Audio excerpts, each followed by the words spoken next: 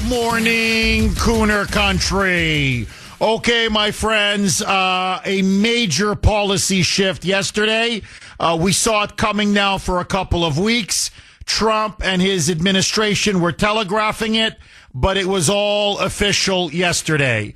So, at the White House, President Trump met with the current Secretary General of NATO, Mark Rutte, and together the two men now announced a dramatic new policy regarding Trump, the United States, and the Russia-Ukraine war. Trump now, after having campaigned on America First, that he would not send a single penny to this continuing bloodbath in Ukraine, now has done a dramatic reversal.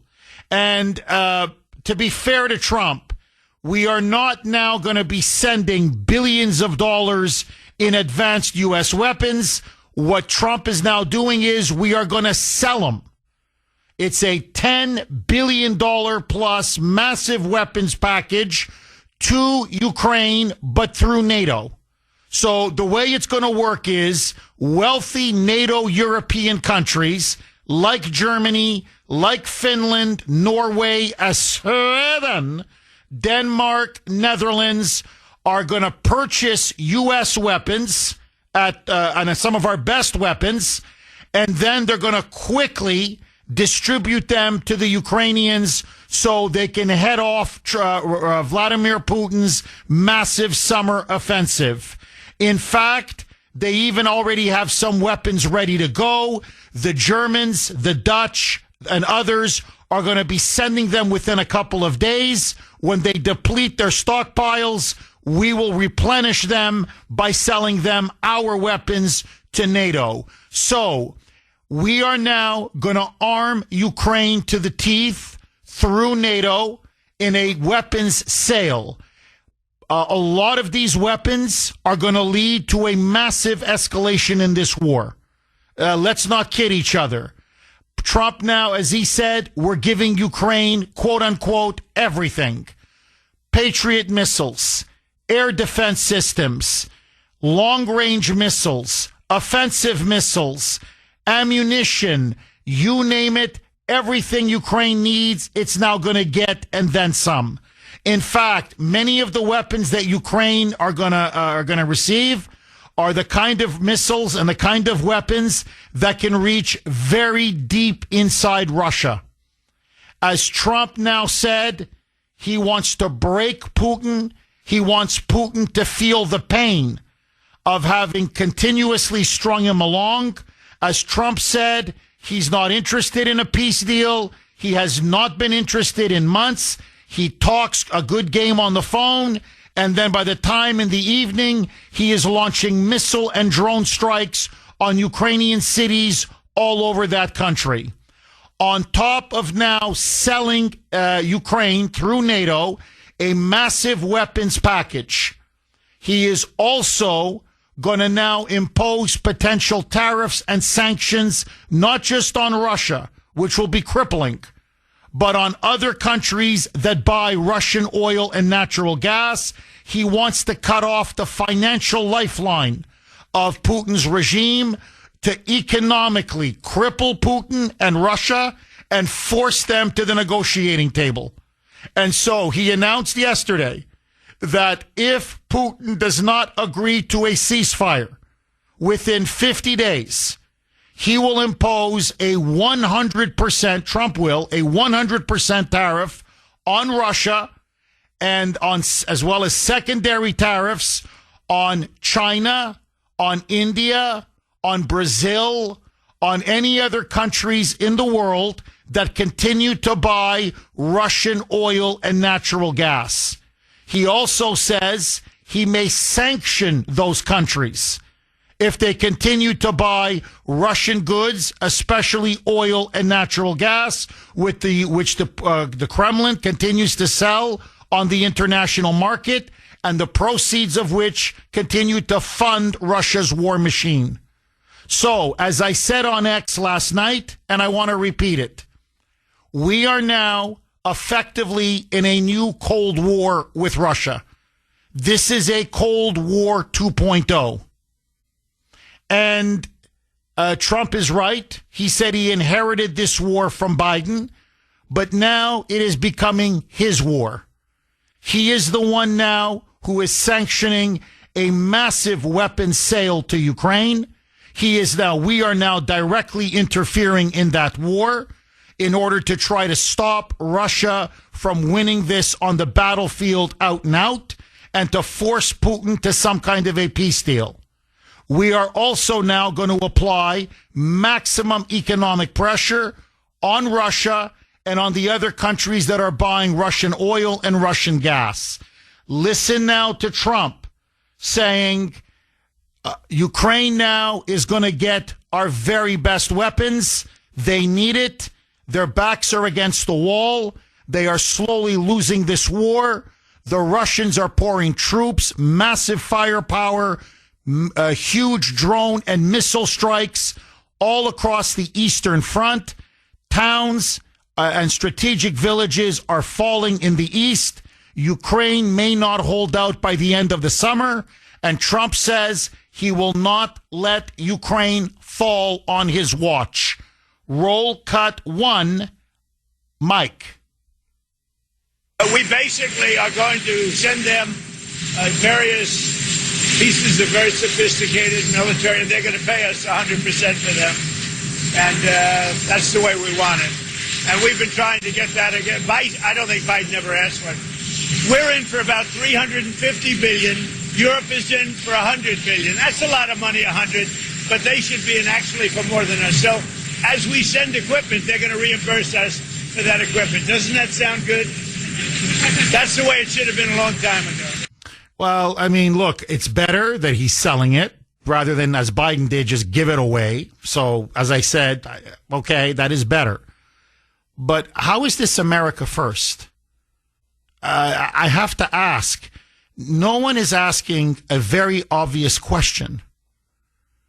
Russia is not a member of NATO. I'm just stating facts. Ukraine is not a member of NATO.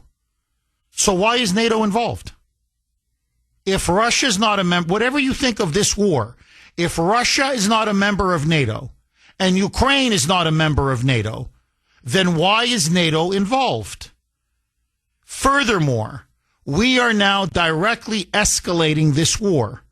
We are now giving Ukrainians some of our best weapons, our most advanced weapons, by the way, as our military stockpiles are being depleted. We don't even have enough Patriot missiles to defend our own homeland. We don't even have enough of these interceptor missiles to defend our own homeland. We're running low on ammunition, literally, and ammunition rounds to protect the United States of America. Our military stockpiles are depleted. And yet we're going to send over some of our best weapons, or to sell them, to be more accurate, through NATO to Ukraine. How is this America first? So now we are on the side of Ukraine in order to try to break Vladimir Putin. And I fear the only thing that is going to come of this is going to be more bloodshed, more dead Russians, more dead Ukrainians. 617-266-6868 is the number. Okay, major announcement by President Trump yesterday. Basically, it is the Biden policy when it comes to Ukraine, with the exception being we are going to be selling NATO the weapons, who are then going to give it to the Ukrainians rather than just giving it to the Ukrainians. It is going to be over $10 billion. We are going to be selling Ukraine, even as Trump put it, our best weapons. It is going to be Patriot missiles, air defense systems, long-range missiles, ammunition that the Ukrainians as well desperately need. They are going to get absolutely everything. Zelensky is going to be armed to the teeth, and the reason Ukraine now is clearly losing the war. There is no question about it. The Russians are moving along the Eastern Front. Putin has now replenished his forces with 50,000 troops. a barrage, a nightly barrage of punishing air missile strikes and drone strikes that are pounding Ukrainian cities. The fear now is Ukraine can lose the war. Trump says he will not let that happen on his watch. He now wants to reverse what's happening on the battlefield in order to force Putin to a negotiated settlement. Listen now to Trump. This was at Andrews Air Force Base. Roll cut 1A. Mike. I haven't agreed on the number yet, but they're going to have some because they do need protection. But the European Union is paying for it. We're not paying anything for it, but we will send it. It'll be business for us, and we will send them Patriots, which they desperately need, because Putin is really surprised a lot of people. He talks nice, and then he bombs everybody in the evening. So there's a little bit of a problem there, and I don't like. And he goes, I don't like it, and so he's going to try to even out the battlefield and hopefully contain Putin. And then by the fall, he's looking at sometime in the early fall, force some kind of a deal between Moscow and Kiev. Now, I have many problems with this policy. The biggest one, this is none of our business. As I said in my opening monologue, but I want to repeat it. It's not our business. It's not NATO's business. Russia is not a member of NATO. Ukraine is not a member of NATO. So why is NATO getting involved?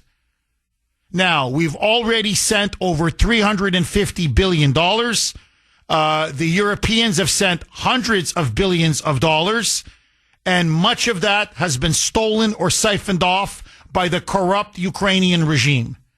So now we're going to give them, what, another 10, 15, 20 billion of our latest, most advanced, and some of our best weapons? So now we are underwriting the regime in Ukraine.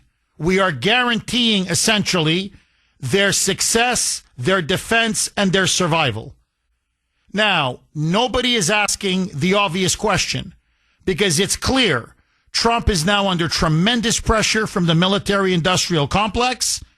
Lindsey Graham and Dick Blumenthal, Da Nang Dick, okay, Mr. Stolen Valor, were the ones that are spearheading a lot of this. They put a lot of pressure on Trump to send this massive weapons package, to impose these crippling tariffs and sanctions. And in fact, they want to even up the tariffs to 500%. Not 100, but 500%. So the globalists are celebrating. Lindsey Graham and Da Nang Dick are, I mean, they couldn't be happier with what's happening right now, because Ukraine and Russia are now involved in a proxy war. This is now a proxy war between Russia and the United States over Ukraine. And if we're not careful, this could suck us into an actual war. Because what nobody is asking is that now that we're going to be sending a whole package of long-range offensive missiles that can not just hit Moscow or St. Petersburg, but can hit very deep inside Russian territory. NATO missiles. Remember now, we're selling them, but NATO is handing out these this equipment, this military hardware, and these missiles to Ukraine.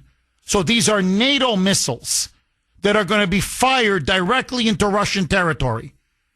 What if Russia decides to retaliate and say, well, if NATO can get involved in this war between two non-NATO countries and have their missiles fired on our soil, killing our people, well, we're going to launch some long-range missiles into, say, Poland or into the Baltic states or into, you take your pick, Germany or whatever, into a NATO country. Does that then trigger the Article 5 provision in the NATO treaty, which then forces the United States to defend NATO and go to war against Russia? All we're doing now is reigniting a conflict, escalating a conflict, and making it a possible path or road to World War III. That's all we're doing. And in the end, if no one else has the guts to say it, I'm going to say it because this needs to be said. Putin has already won the war. He has won this war. He has won the Donbass. He has won the 4 key territories or provinces that he wants in eastern Ukraine. On the ground, the Russians are not going to lose this war. So, what's another 10, 15, 20 billion dollars of our best military equipment going to do? Nothing. What are tariffs going to do against Russia? Nothing. We already trade very little with the Russians. So what are we going to tariff? There's going to be no impact. Okay, listen now to President Trump. Yesterday, he was in the Oval Office when he made his dramatic announcement that we are now going to be selling a massive weapons package through NATO to Ukraine, arming now Ukraine. I mean, they will be armed to the hilt. There is going to be some serious fighting now over the next couple of months as Russia now pours even more forces along a long front line as they try to push deeper and deeper into Ukraine to deliver a decisive victory. And we are now going to give Ukraine pretty much the ability to strike deep into Russia at will, to knock their planes out of the sky and their missiles, and to give the beleaguered Ukrainian forces all of the tanks, artillery, ammunition that they need to launch a huge counteroffensive. 617-266-6868. It is very clear that Trump is upset about Putin, and back and forth, phone call after phone call, in which Trump believes he's been strung along by Vladimir Putin, that he's, says very nice things on the phone. He's diplomatic. He wants peace. And yet he says, when I get off the phone, suddenly I hear he's bombing another city or bombing another town, or his soldiers have captured another village or another strategic position. Listen now to Trump saying, I'm tired of Putin telling me he wants peace, but in reality, it's war, war, war. Roll cut 3, Mike. How did you tell Putin this was coming? I speak to him a lot about getting this thing done. And I always hang up and say, well, that was a nice phone call. And then missiles are launched into Kiev or some other city. And I said, it's strange.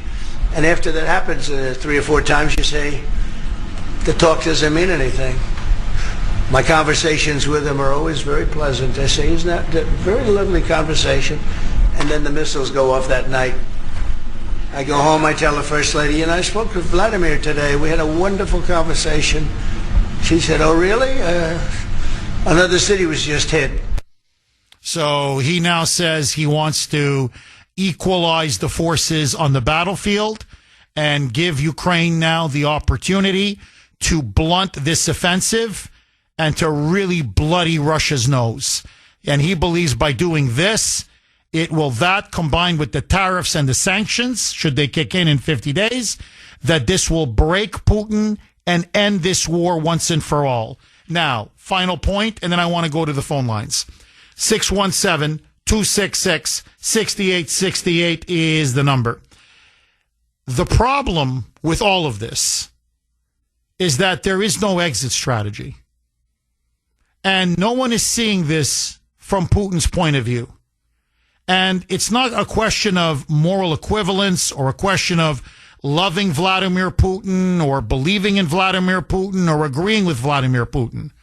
But as any general will tell you, worth his or her salt, as any wartime leader will tell you, worth his or her salt, you have to get into the mind of your enemy. You have to get into the mind of the people that you're trying to get a peace deal from. And what's in Vladimir Putin's mind? What is driving him? What is his calculation in all of this? Putin now clearly is going for a decisive knockout victory on the battlefield. He doesn't want to just grind this out at the negotiating table. He wants Ukraine to sue for peace. He wants to end this militarily, and by doing this, get everything he wants at a final peace settlement after Ukraine waves the white flag. And the problem that Putin has, and I'm just stating a fact, this is just the reality we all have to face, is that they've lost over 500,000 Russian soldiers dead. Combined, over 1 million dead and wounded. This has done tremendous damage to the Russian economy, to the Russian people. This has been an exhausting 3-year war. So with this horrific investment that he has made in this war, Putin now clearly feels he needs to win it. He can't stop. He won't stop. He doesn't want to stop. Because ultimately he now understands that he needs to win this war to stay in power. And he needs to stay in power in order to stay alive.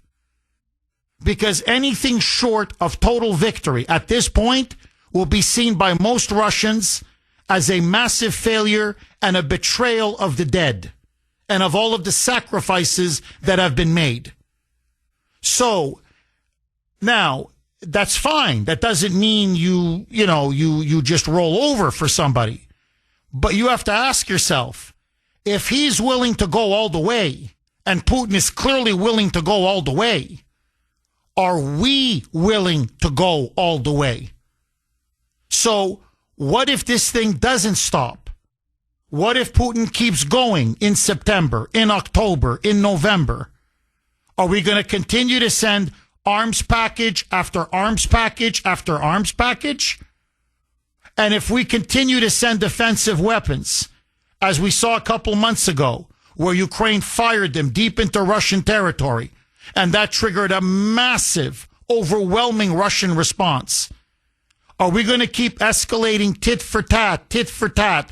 What happens if Putin's back is against the wall?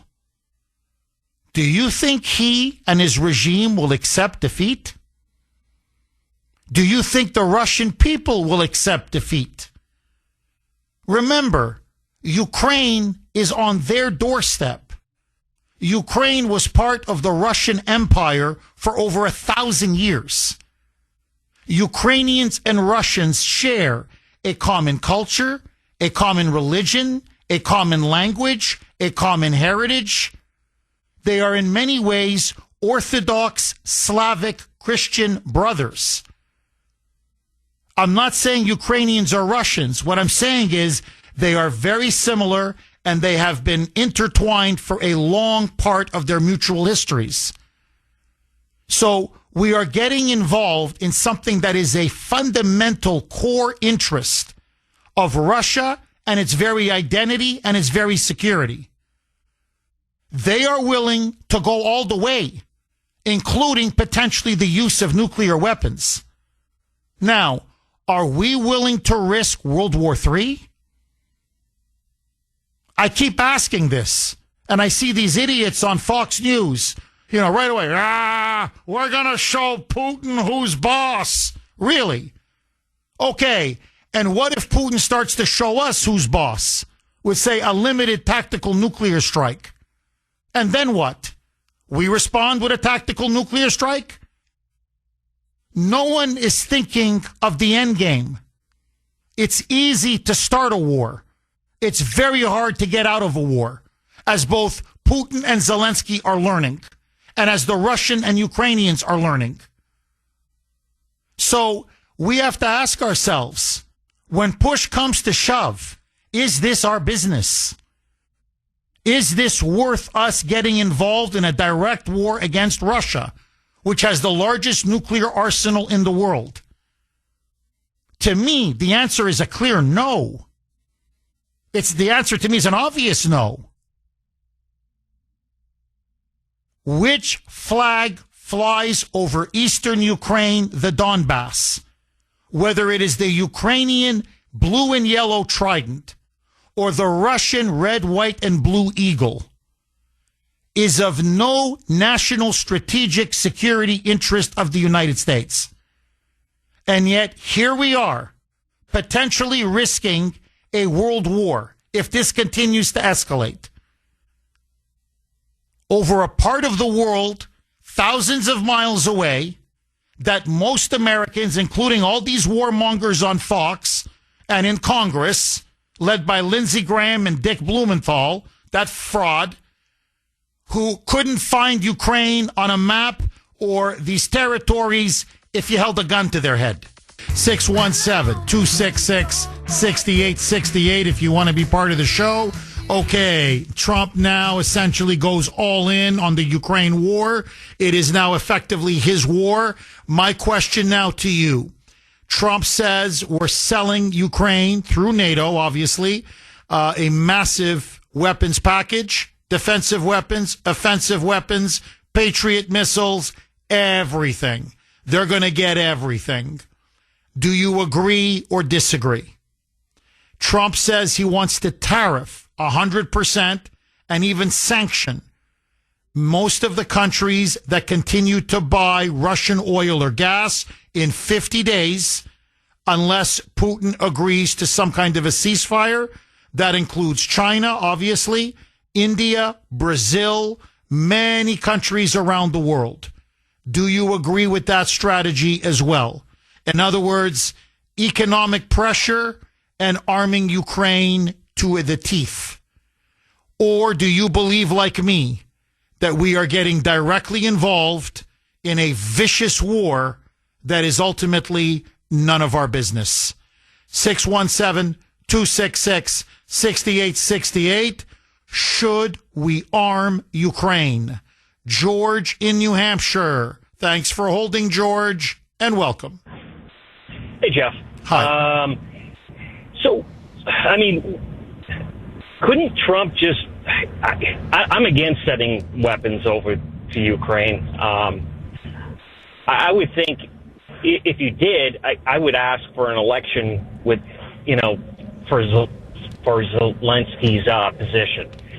Because I think the only way this whole issue is resolved, Zelensky's gone. I don't know enough about Ukrainian politics to understand who would fill that gap, but I would think he needs to change. And the Putin static, he's going to be there till the end. Washington's view of leading out the Russian economy, I think long term it certainly would work, but is it worth the risk? I'm in the camp with you. I see that as foolish. I see that the sooner that this war with Ukraine and Russia's over, the sooner we can really address China. So that's my position on the whole issue. Oh, I agree. Look, no, George, they're not ever going to ask Zelensky for elections because I'll tell you right now, the opinion polls in Ukraine they're unanimous. He's barely at 30%. I'm talking about Zelensky. He would get destroyed in any election. He would lose. And I'll tell you who would beat him, General Zelensky, who was, again, if you remember, I don't want to go into ancient history now, but if you remember last year, and this is where the wheels came off for Ukraine. Last year, Zelensky overrode his top general Zelensky and ordered a massive counteroffensive to take back territory in the east. The Russians fortified their positions. It was like a porcupine, a defensive porcupine. And so Zelensky threw his best soldiers and the cream of his military into a frontal assault, and they were smashed by the Russians.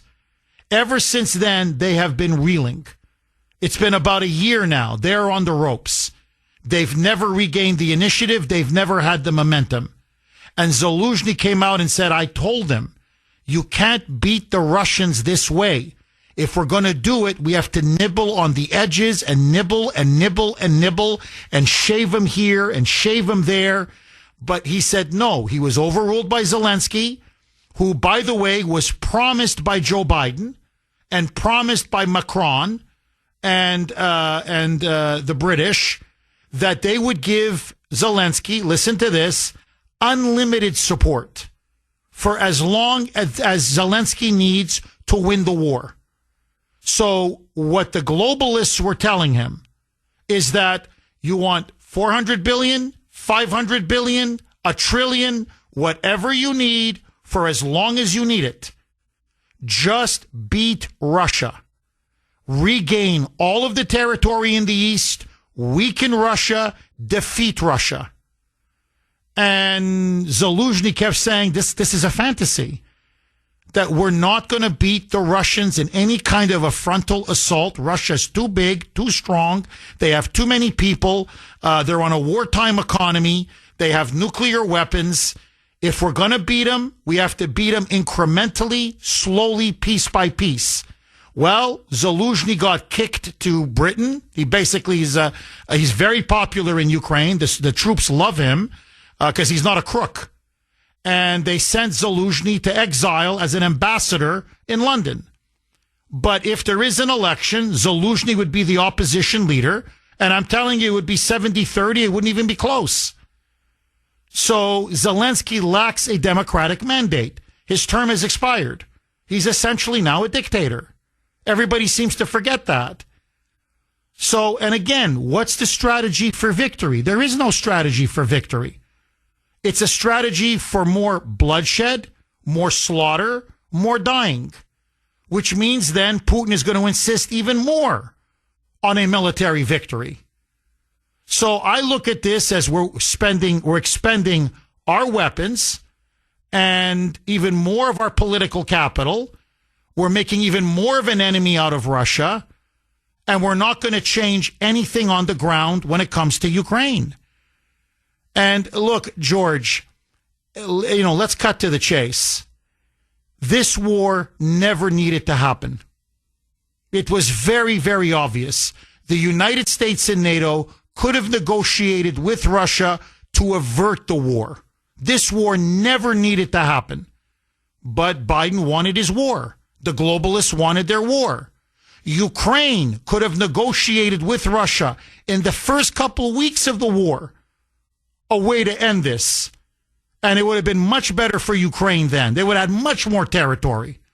But no, Zelensky was told by Boris Johnson at the time, by Biden, by Macron, hey, just we'll give you a blank check. We'll give you all the money you want so you guys can steal it, all the weapons you want for as long as you want. And so the Ukrainians said, no, we're not going to negotiate. Well, here we are now, 3.5 years, almost 4 years later. And the cream of Ukraine's youth has been destroyed. Over 10 million Ukrainians are refugees in exile. Much of the country's now infrastructure has been absolutely destroyed. It has been decimated. It will take them, if they're lucky, a generation to recover. Now, instead of, meddling and trying to force this deal between Putin and Zelensky. By the way, Zelensky wants to keep fighting. So it's not just Putin. If I'm Trump, I don't understand his position. Honestly, I would just wash my hands and say, look, it's Biden's war. I did everything I could. All of you saw me. I called Putin. I called Zelensky. We had peace conference after peace conference. Now, if two parties want to continue to fight and slaughter each other, there's nothing I can do. So let them fight it out. And when they're done, give me a call. Instead, he's trying to force some kind of a ceasefire by trying to balance Ukraine off against Russia. And in the end, I believe it's going to fail. And more than that, it's going to lead to more Ukrainians dead, more Russians dead, and fundamentally it won't change anything on the ground. Putin has won this war. And after 3 more months of this, he will still have won the war. George, final word to you. I mean, the way I'm sort of, you tell me, but Nixon's approach was Operation Rolling Thunder, bombing North Vietnam. That didn't change a thing in terms of the Paris Peace Agreement. That's where he's at. So he's taking the Nixon approach, and I know he's a Nixon fan, but the smart thing would have been for Nixon just to pull out of Nam as soon as he took power. It didn't change a thing.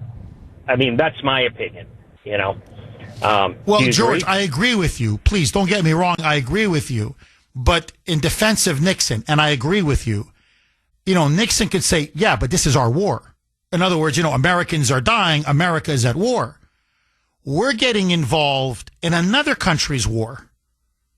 You see, in other words, so we're getting involved in Ukraine's war. And now we're trying to, again, keep this war going. So, and by keeping this war, like Zelensky is essentially an addict. And we're just feeding his narcissistic addiction.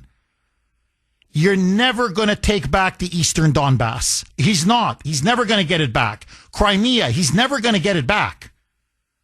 So more Ukrainians are going to die for this fantasy that Zelensky has because he wants to go down in history as a Ukrainian Churchill.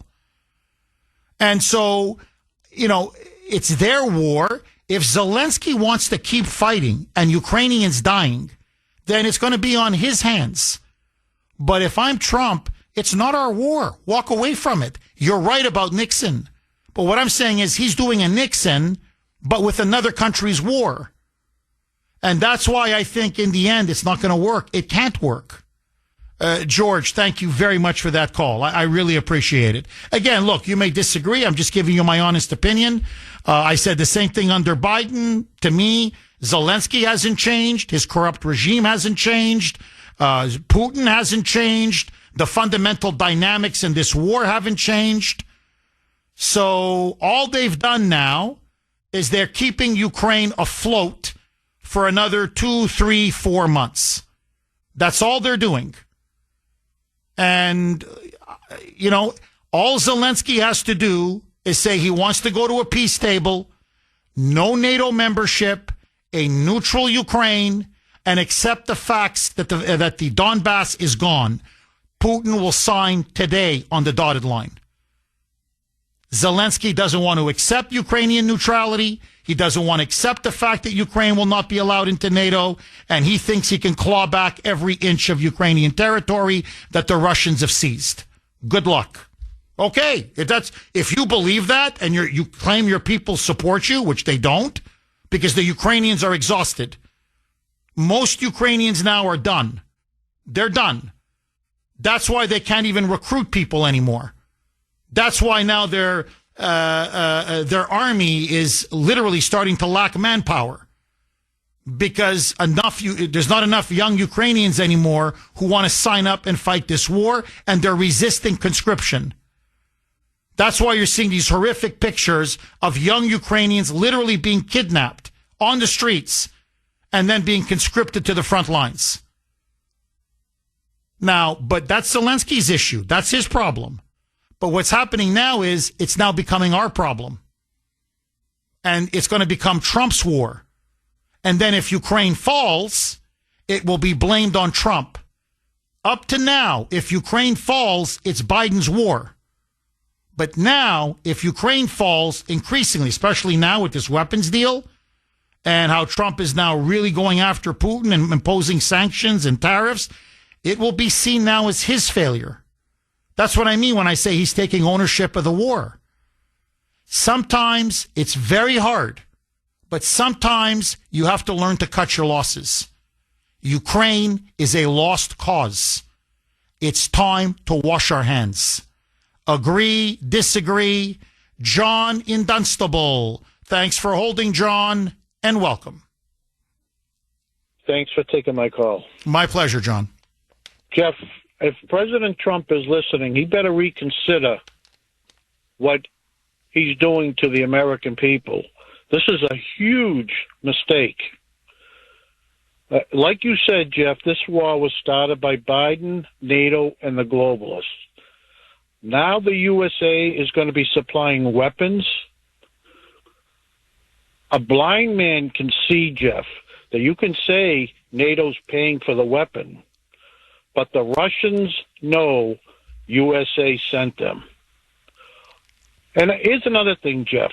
Who's to say that China's not behind this to deplete our sophisticated weapons so they can move in? Their economy is not doing too good over there. And Xi Jinping is getting very desperate, Jeff.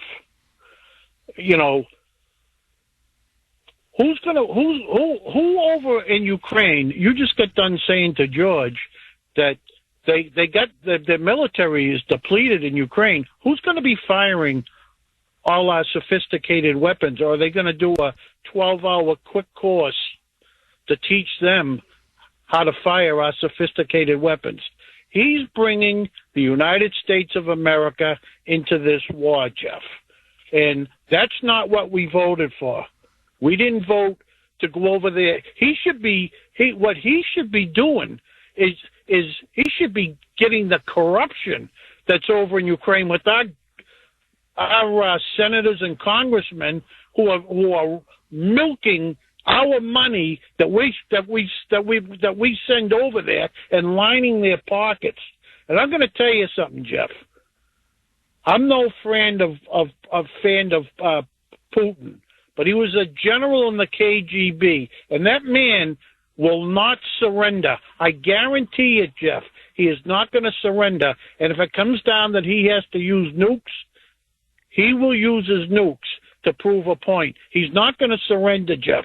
The man is a coal killer. And I got my own theories on the war, Jeff, but I understand what Putin did. I'm against Putin, but I understand what the man did to protect his country and his people. And this is not good, Jeff. This is a very serious problem. Well, look, John, the fatal mistake, the original sin, and this doesn't justify Putin invading Ukraine, okay, but we have to face reality.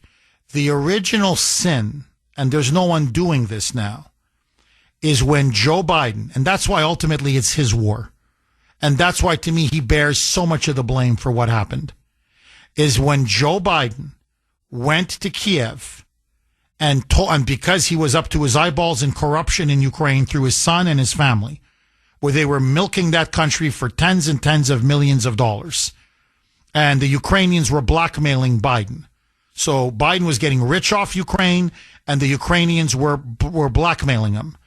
Where he went there and told them, "We want you in NATO." And the Ukrainians were like, "Are you sure?" He says, "Don't you worry, we'll back you.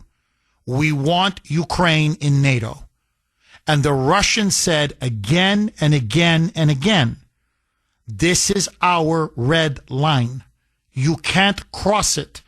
We cannot have NATO nuclear weapons in Kiev, literally within 5 minutes striking distance of Moscow and St. Petersburg."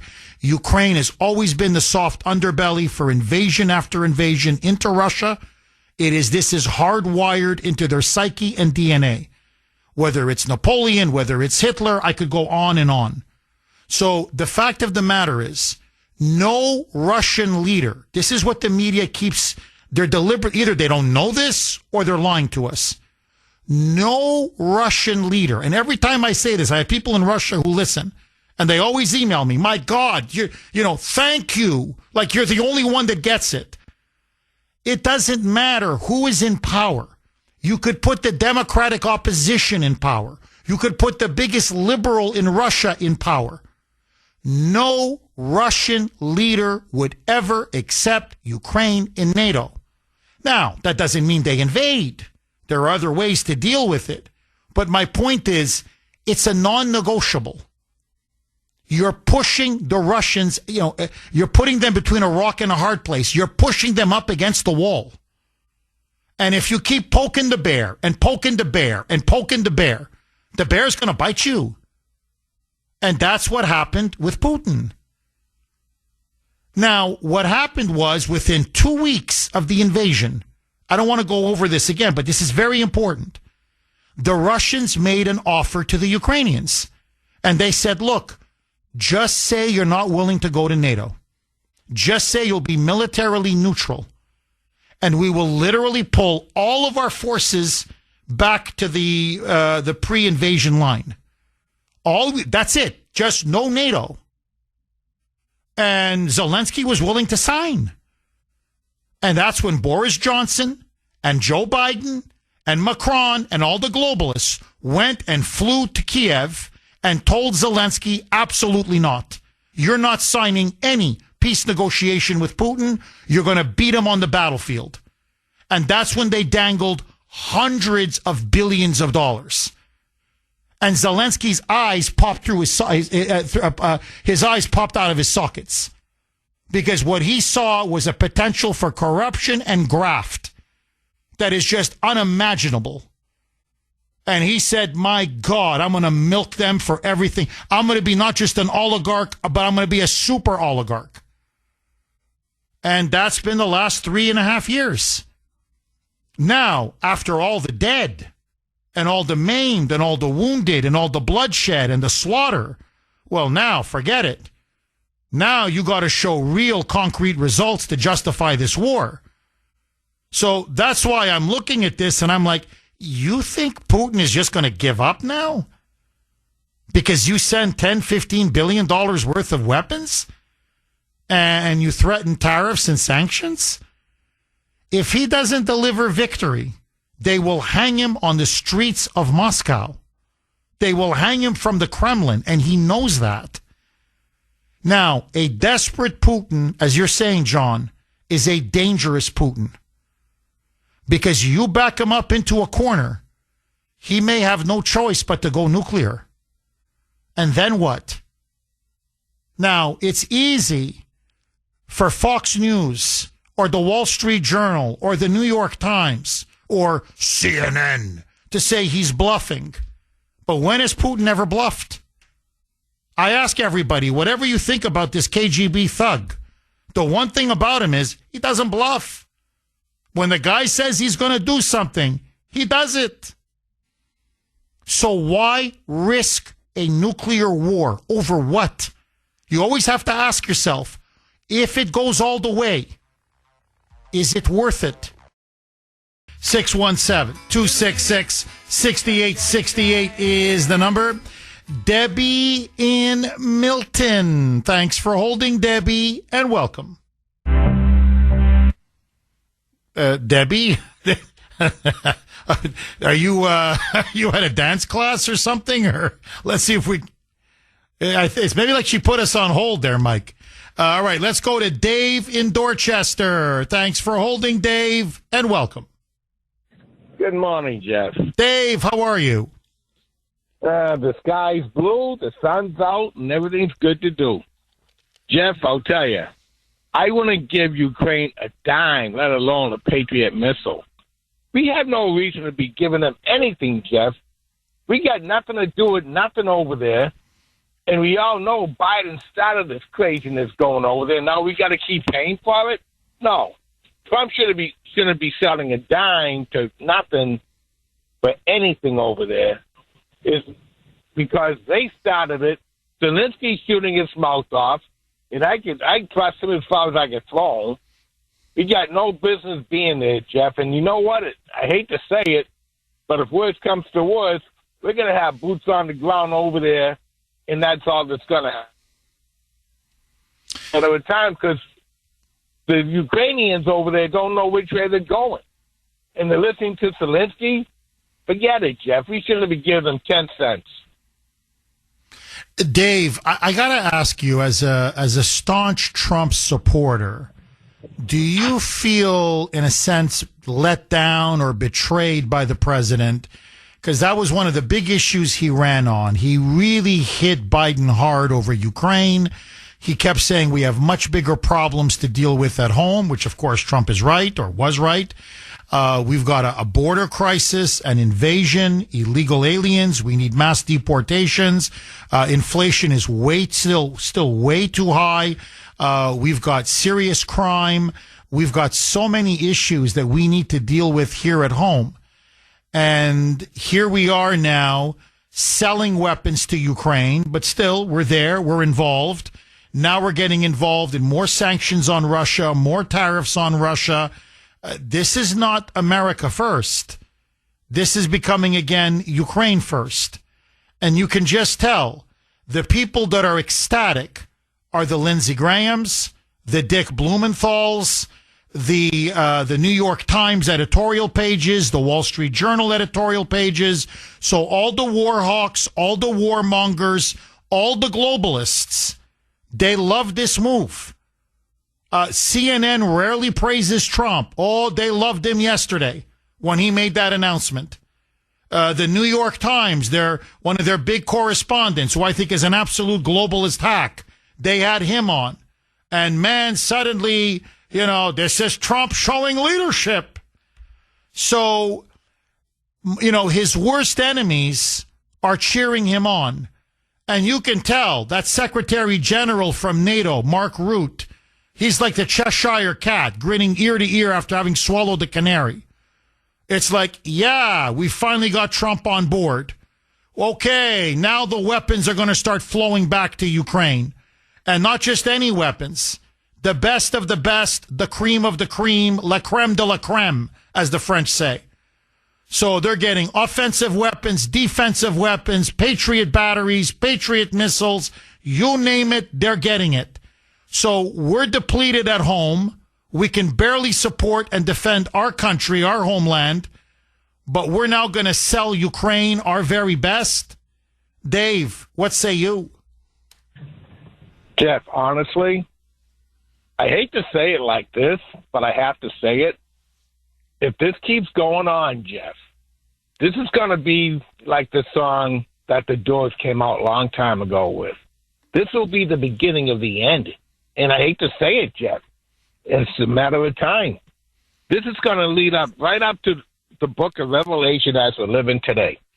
And, Jeff, it's going to happen, whether we like it or not. And people need to be ready and get their life right with God before it happens, because it's just a matter of time, Jeff. And I know it. The book of Revelation states it.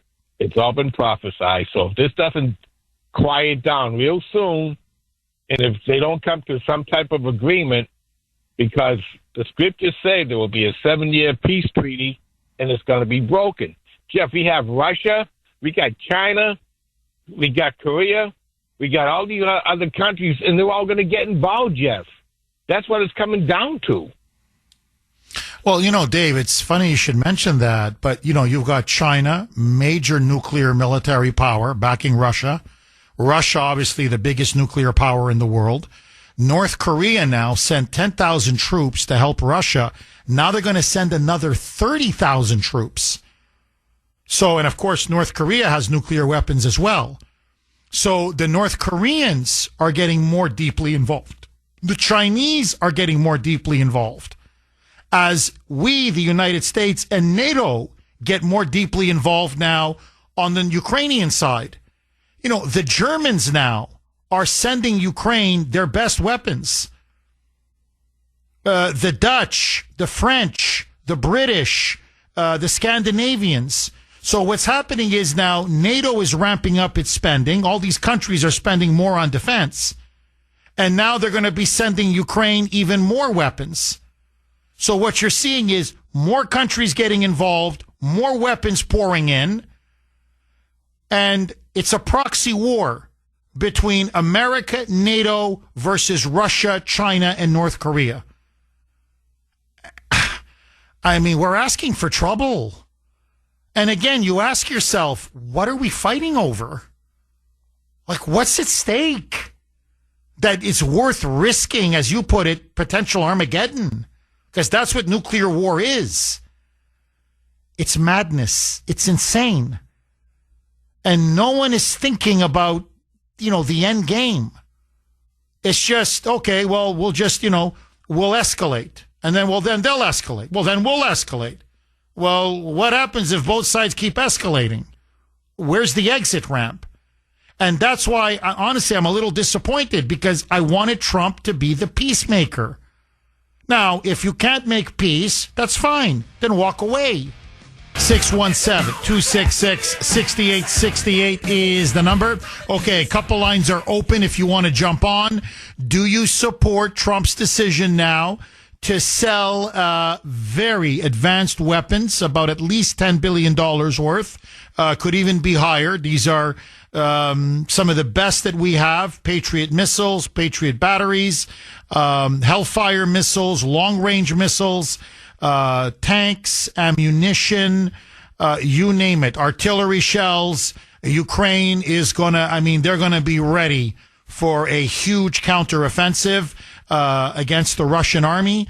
And furthermore, apparently now they're going to be delivered within a matter of days.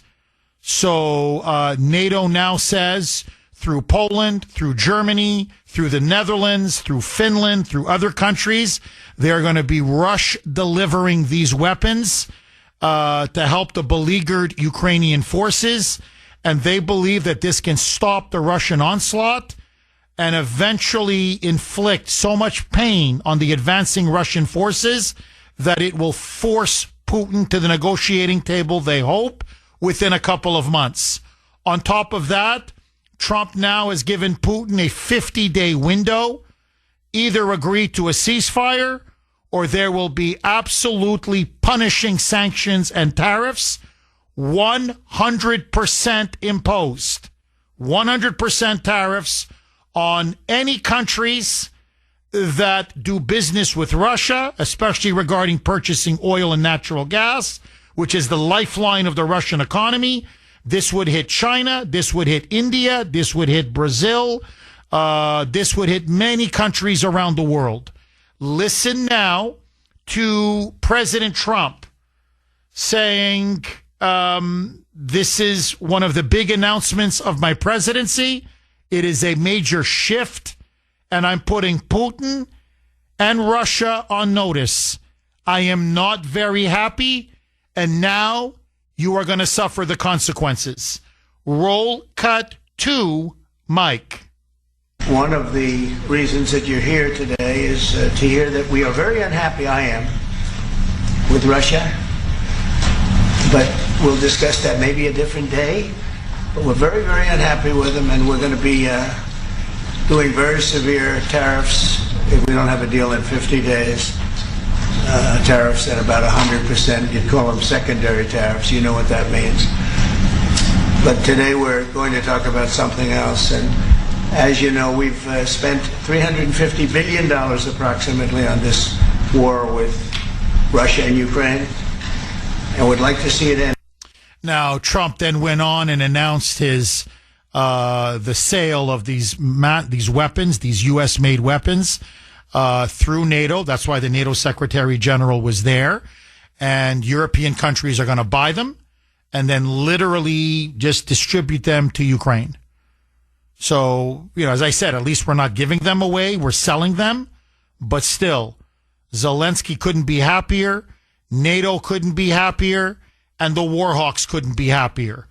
Listen now again to Trump. He's in the Oval Office with NATO Secretary General Mark Rutte. And listen to what he says about whose war it is. He's adamant, saying, look, it wasn't my war, but now I've inherited a mess and I'm trying to make peace. Roll cut to Mike. It wasn't my war, it was Biden's war. It's not my war. I'm trying to get you out of it. And we want to see it end. And I'm disappointed in President Putin because I thought we would have had a deal 2 months ago, but it doesn't seem to get there. So based on that, we're going to be doing secondary tariffs if we don't have a deal in 50 days. It's very simple. And they'll be at 100%. And that's the way it is. That can be more simple. It's just the way it is. I hope we don't have to do it. So, I honestly, I don't know if he can do it. What I mean by that is we don't do any trade with Russia to begin with. Very little. So 100% on nothing is essentially nothing. So it's going to have zero impact. Now, will this deter China? I don't think so. India, I think, is going to be very upset about this, and we're trying to pivot away from China towards India.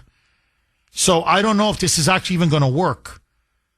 And it's going to alienate people, countries like India. And by the way, there are many European countries, including Germany, that still buy a lot of their oil and natural gas, you guessed it, from Putin and Russia. So on the one hand, they're sending Russia billions of dollars to feed their war machine, as they're buying Russian oil and gas. And on the other hand, they're sending all these weapons to Ukraine to fight the Russians. Does this make any sense to you? 617-266-6868. Okay. I want to read a really interesting message that I got from Mark on Messenger, because I think it does, capture what's going on with Trump, and I think it explains partially, at least, psychologically and even morally, why he's changed his position on Ukraine. And here's what Mark wrote. Jeff, I've noticed since Trump's assassination attempts, he has changed. He is more compassionate about life and saving lives, and he doesn't want to see people being killed. I think if that didn't happen to him, especially in Butler, he would have already washed his hands and walked away from Russia and the Ukraine war. Could this be possible, Jeff? And then Mark adds, Trump said God spared his life to save our country. But now it seems Trump wants to save the world. Now, I have noticed that as well, that if you watch Trump carefully, you can see, and he talks about this all the time, the satellite pictures, the satellite images of all of these dead Russian, Ukrainian soldiers. And many of them, he calls them boys. You know, young men, 18, 19, 20, 21 years old, 5,000 a week, 7,000 a week, you know, just their bodies everywhere, limbs everywhere, blood everywhere. And as Trump said, it's barbaric, it's savage, it's vicious, it's senseless. You can see it's truly breaking his heart to see this. It's so senseless. And so part of this is almost like, what is wrong with both of you? Like, have you both lost your minds?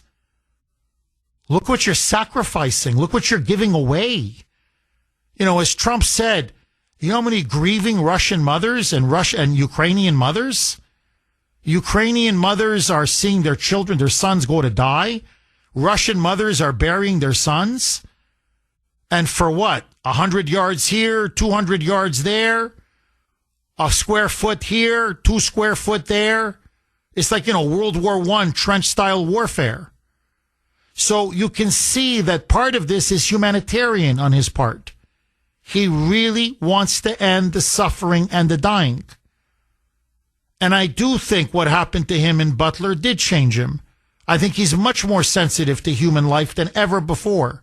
Not that he was insensitive. But I think now you can see it weighs heavy on him. And I respect that. And, you know, in many ways I admire that. But sometimes, you know, you just got to walk away. Sometimes, and the irony is, you're going to see now even more blood, more slaughter. All this is going to do now is prolong the fighting and prolonging the dying and prolonging the savagery. That's the irony of all ironies. So I want to ask all of you, and then I want to continue to take all your calls. Are you surprised at Trump's pivot? Are you surprised at this huge shift in policy? And should we be selling weapons to Ukraine, arming Ukraine, and combining it now with massive sanctions and tariffs against Russia and any country that trades with Russia? Are we now effectively in a new Cold War with Russia?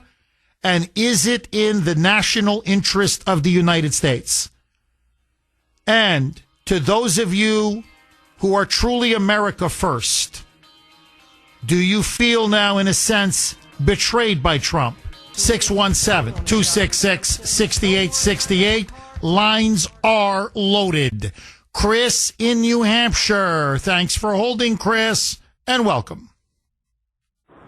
Good morning, Jeffrey. Hi, Chris. I love you in a non-sexual way, my friend. Thank you, Chris. I'm a big MAGA fan, and I'm a big Jeff Kuhner fan. Wow. It's incredible, Chris. Hold on. Like, your voice just changed. It's almost like you went like the Chat GPT or something. Like, it's like you sounded like a robot. It's just incredible. You know, a quick compliment to the Kuhner man, and suddenly everything starts getting messed up. All right, let's see if we can reconnect with Chris. Chris, do you sound like a live human being? Are you there, my friend? I'm here, but I don't know if I sound like a live human being. I see. Now your voice is going super fast. You think it's fine, Mike? It's better? Okay, Chris, go ahead, my friend. Can you hear me now, Jeffrey? Yes. Oh, my God, you sound normal again. Go ahead, Chris. Unbelievable. Well, no one's called me normal for a long time. So. Jeff, I agree with you 95% of the time, and probably Trump 95% of the time, but the last 2 days I haven't agreed with you, my friend. First of all, yesterday with Epstein, I think that it is very important that we get all this information out. Yet, on the other hand, I'm really worried on who's on that list. I think you would be very, very, very surprised to find out how many MAGA people are on that list besides everybody else. As far as today is concerned, I agree with you in a way, but after serving 23 years in the United States Marine Corps, I'm not sure if I agree with you. And I know that's contradictory. However, where does Putin go after Ukraine? Does he stop? Or does he go to Poland? And then what do? Do we wash our hands there also? Sit back and say, you know what, Mr. Putin, you do whatever you want. As long as you don't come to the United States, we're fine, because Poland is thousands of miles away. Now, do I like Zelensky? Absolutely not. He is a hoodlum and should not be in office. However, I think this is a lot more complicated. And what I love, Jeff, about the United States Marine Corps, and regretfully, what I love about the Democratic Party, is the Democrats stick together. No matter what, the Democrats stick together. They vote as a bloc. And us as Republicans, we splinter off and make ourselves weaker. So I was wondering what your thoughts were on this. Once again, I love you to death, and I'm not looking to argue with you, sir. No, I understand that completely. Look, you're obviously more than entitled to your opinion. You fought for my freedoms and our freedoms, and you have every right to say your piece on this show, Chris. And look, I want to thank you for your service from the bottom of my heart.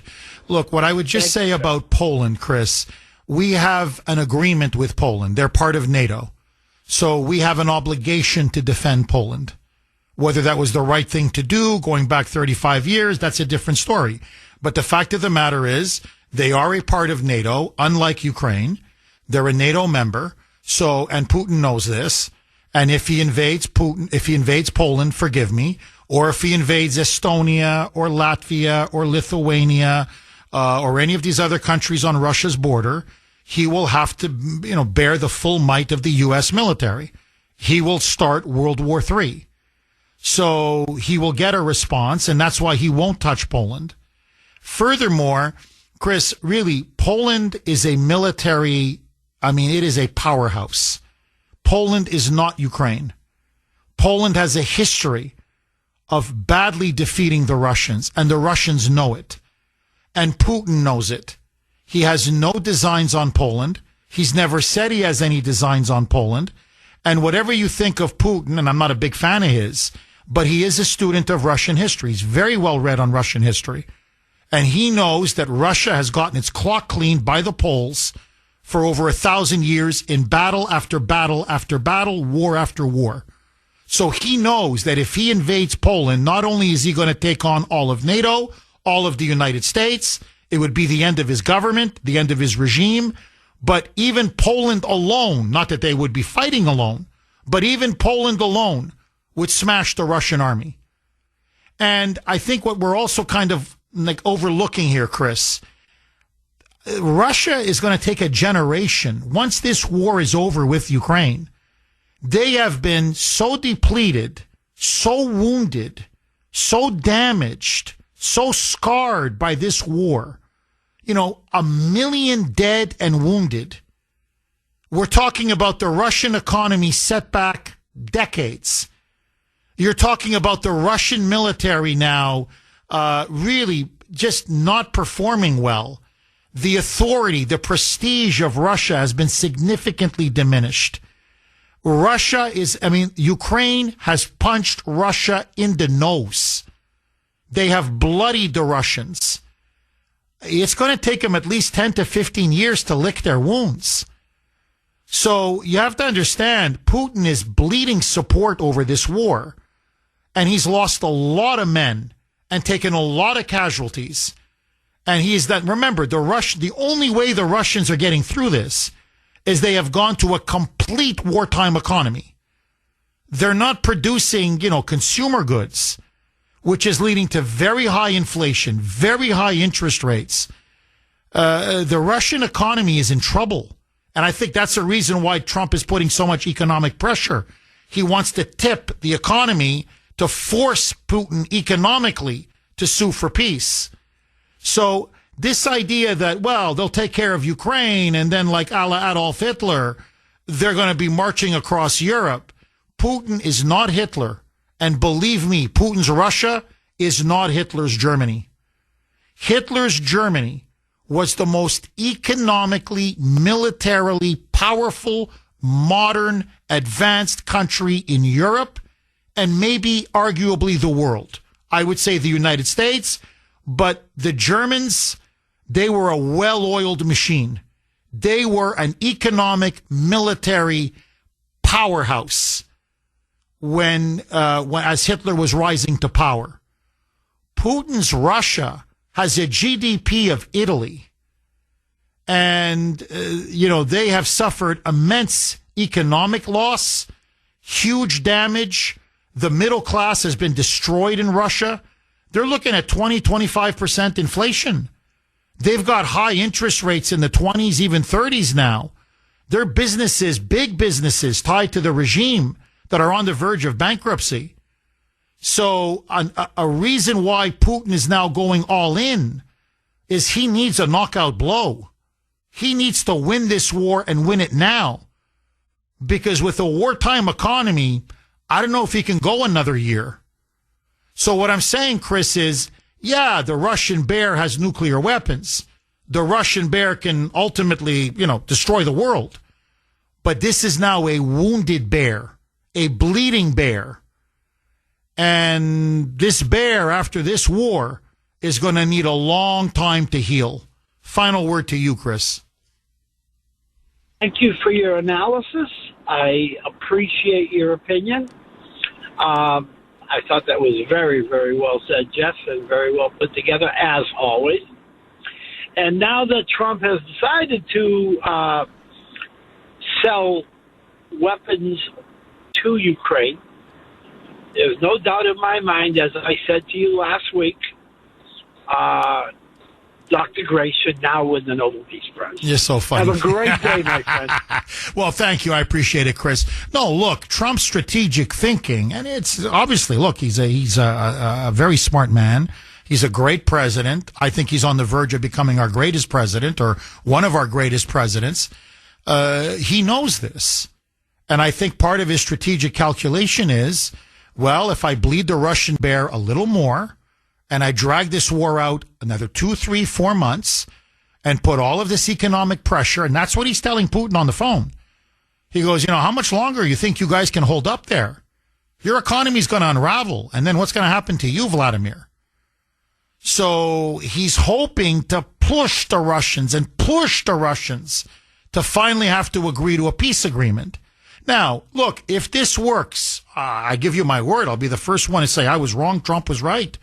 I'll be the first one to tip my hat and say, give the guy the Nobel Peace Prize. I'm telling you, I know the Russian mentality. Trust me, it's a different mentality than what we have in the United States and in the West. And Putin is a classic Russian. He cannot lose this war. In his mind, his very power and survival depends upon winning this war. And the Russian people can endure a lot.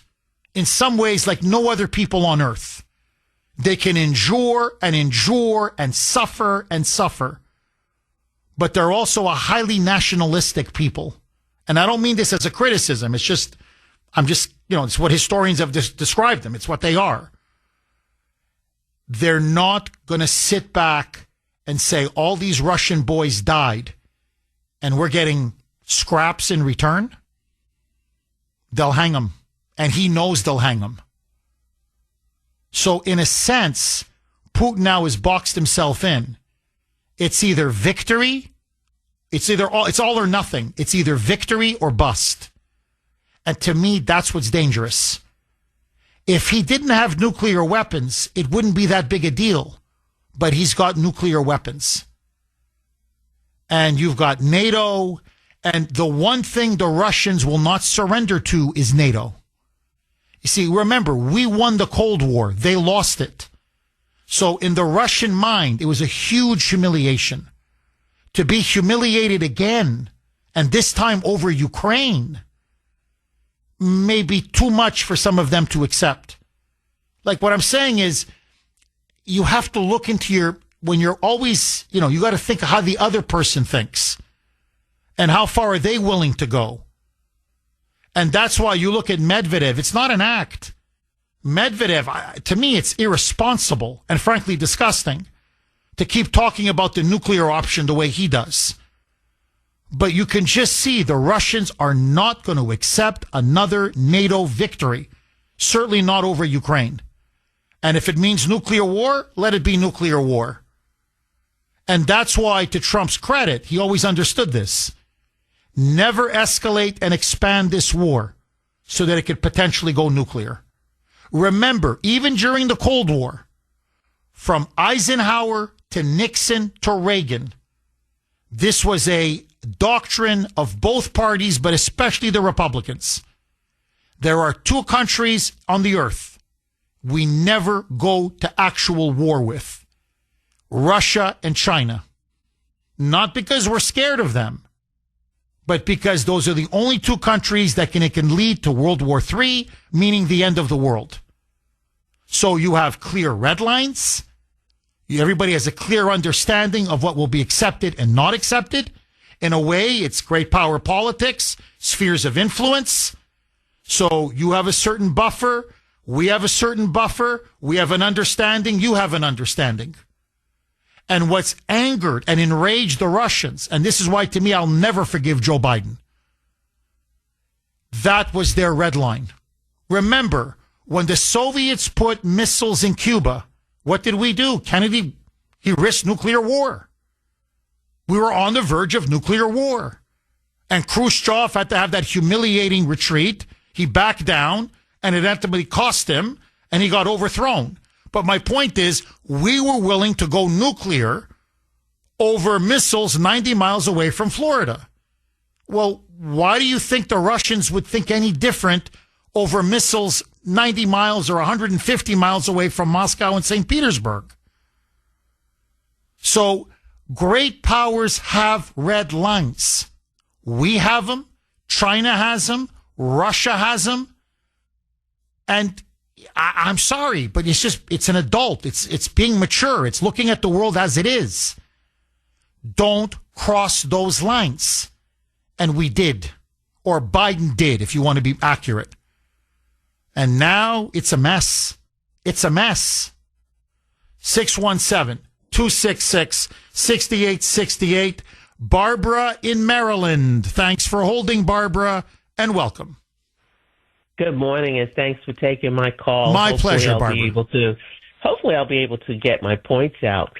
I want to thank Chris, your previous caller, because I think I'm going to say what he thinks and didn't say. Everything you responded in your analysis about Russia is why President Trump is doing what he's doing. And I want to get one thing straight, in my opinion. This has never been and never will be Trump's war. That term is getting thrown around rather loosely. This is not Trump's war. This is and always will be Biden's war. President Trump is trying to clean it up. Vladimir, and another thing, yes, NATO, we are sworn to have to protect NATO, but we also agreed to protect Ukraine when they gave up their nukes. And that's something that I don't hear much about because they had nukes. They gave them up for protection, and Obama sent them blankets when they got attacked by Russia. Vladimir Putin must be stopped right here and right now. To allow him to take Ukraine, because it seems to me that's where this is headed.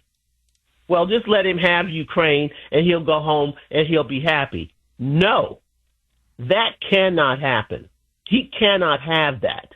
He cannot take over that country the way he wants to. And all of the bleeding that he's doing, the bloody nose that he has, now is the time for the knockout punch. That's what you do to a bully. You don't leave him where he's just bloodied enough to get mad and come back. No. And that's what President Trump is doing. He just has to be stopped right now. And that's why I just believe everything that President Trump is doing. Last week it was Jeffrey Epstein. It's one fire after another, and America First just loses its. We just get all wishy-washy right when it's time to stand firm behind this president. Yes, I believe that Butler changed him, but it didn't turn him into a wuss. It changed him. I was standing behind him when it happened. I believe that it changed me just for being there. But I'm telling you what I think is going to happen here. Vladimir Putin is going to get the knockout punch. He cannot be allowed to just take over that country after devastating and invading them, and it's been going on for 4 years. It has to be stopped, and I believe it will be stopped. I think that the Europeans are going to stop buying their gas and oil from him, because if they're giving them weapons, and President Trump is selling the weapons to NATO so they can protect the freaking continent. That's their continent. We got an ocean between us, and they need to do it. And Vladimir, this may be it for him. I hope it's it for him, because his people need to hang him. They need to get rid of him, because he's not good for the country. He's not good for the world.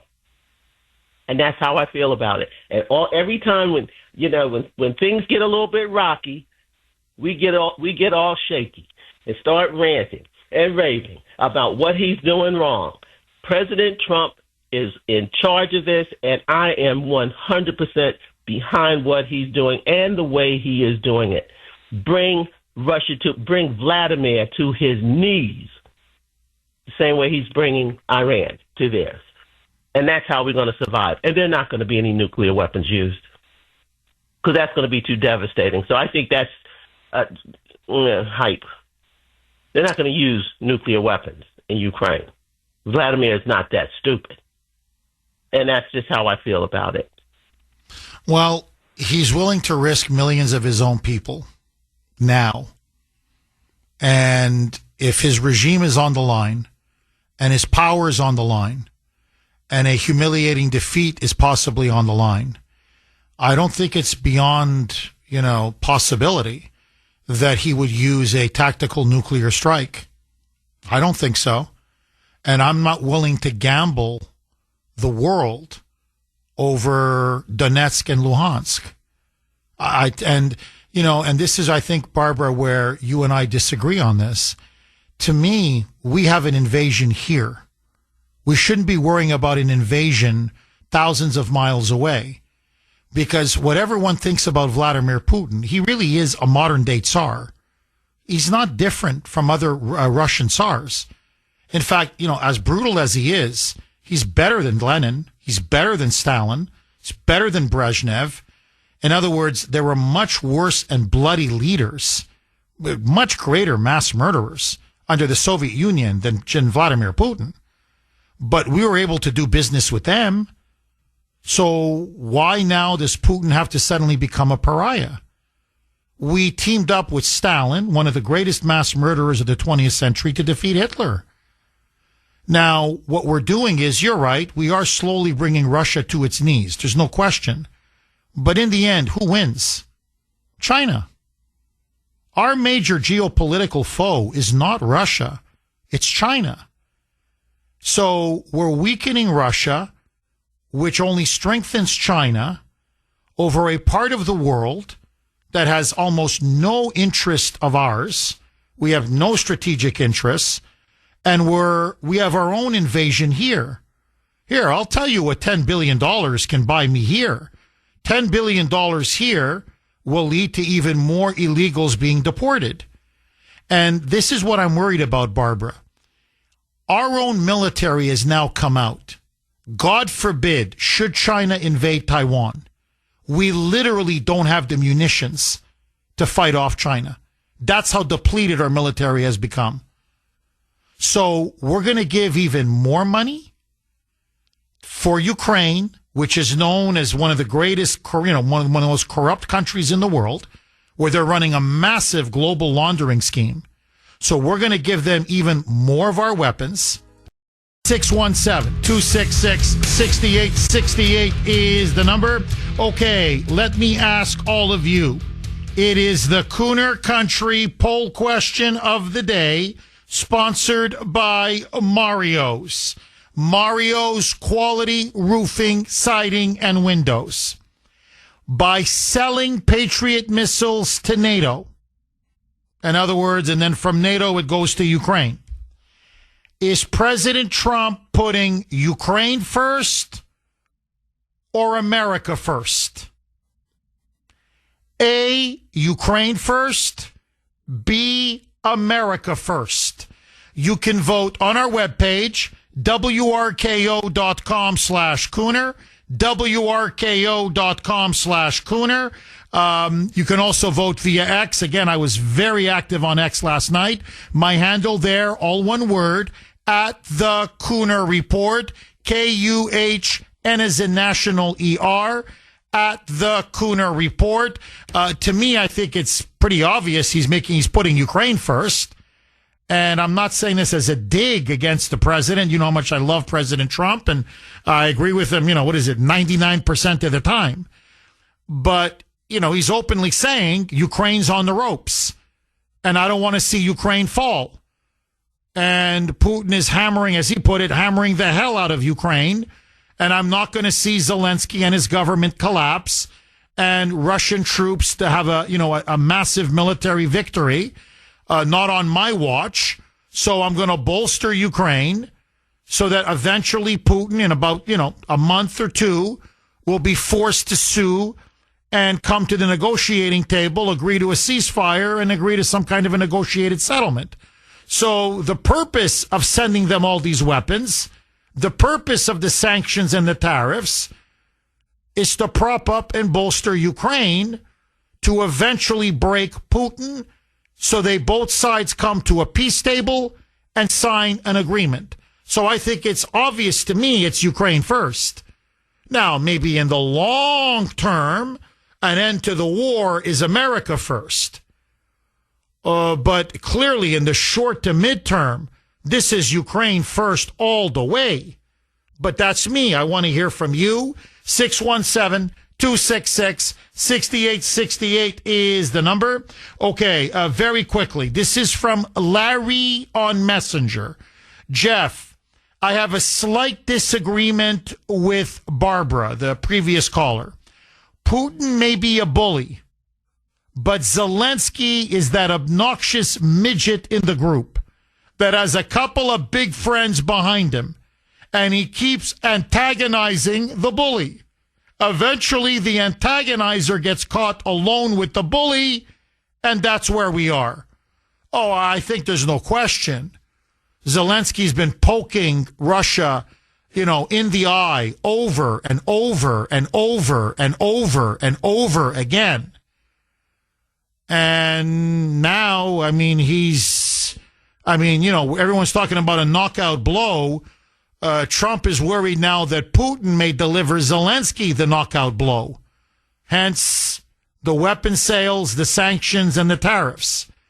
So Zelensky was spoiling for a fight, and Putin gave him one.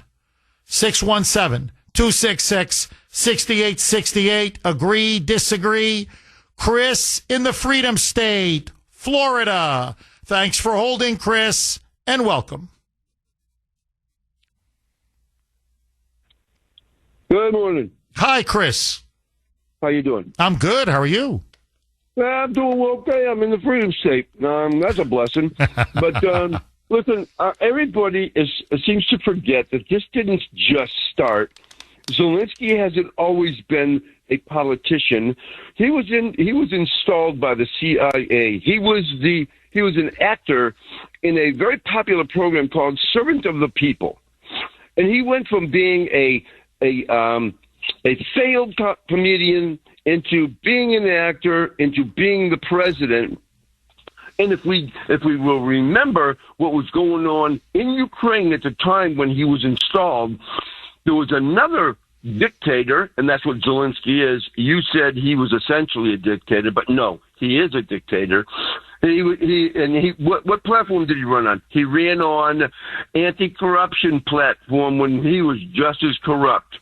Long story short is we had corrupt politicians already involved in Ukraine.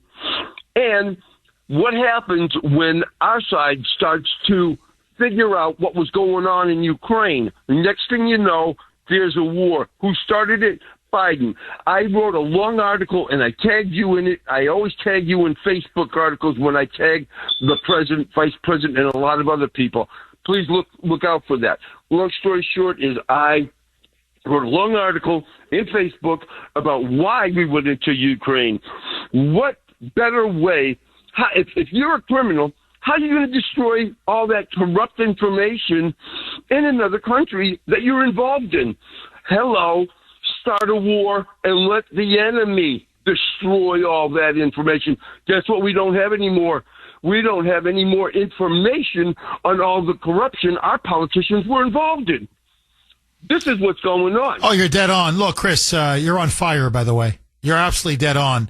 This goes all the way back to 2014, where the Obama regime and Joe Biden, who was Obama's point man on Ukraine, along with John McCain, Lindsey Graham, the whole crew, orchestrated a CIA coup to overthrow a democratically elected Ukrainian president. He was pro-Russian.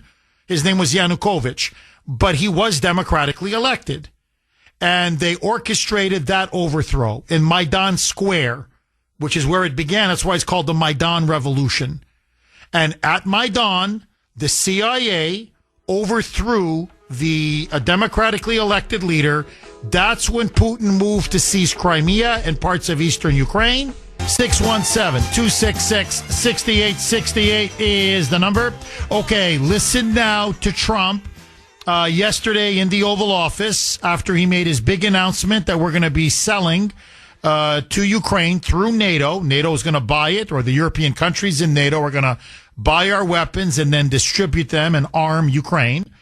Along with these Trump's plan, within 50 days, should Putin not declare a ceasefire or agree to a ceasefire, then we will impose a crushing 100% tariff on not just Russia, but on what are called secondary tariffs, other countries that do business with Russia, especially if they buy Russian oil and natural gas.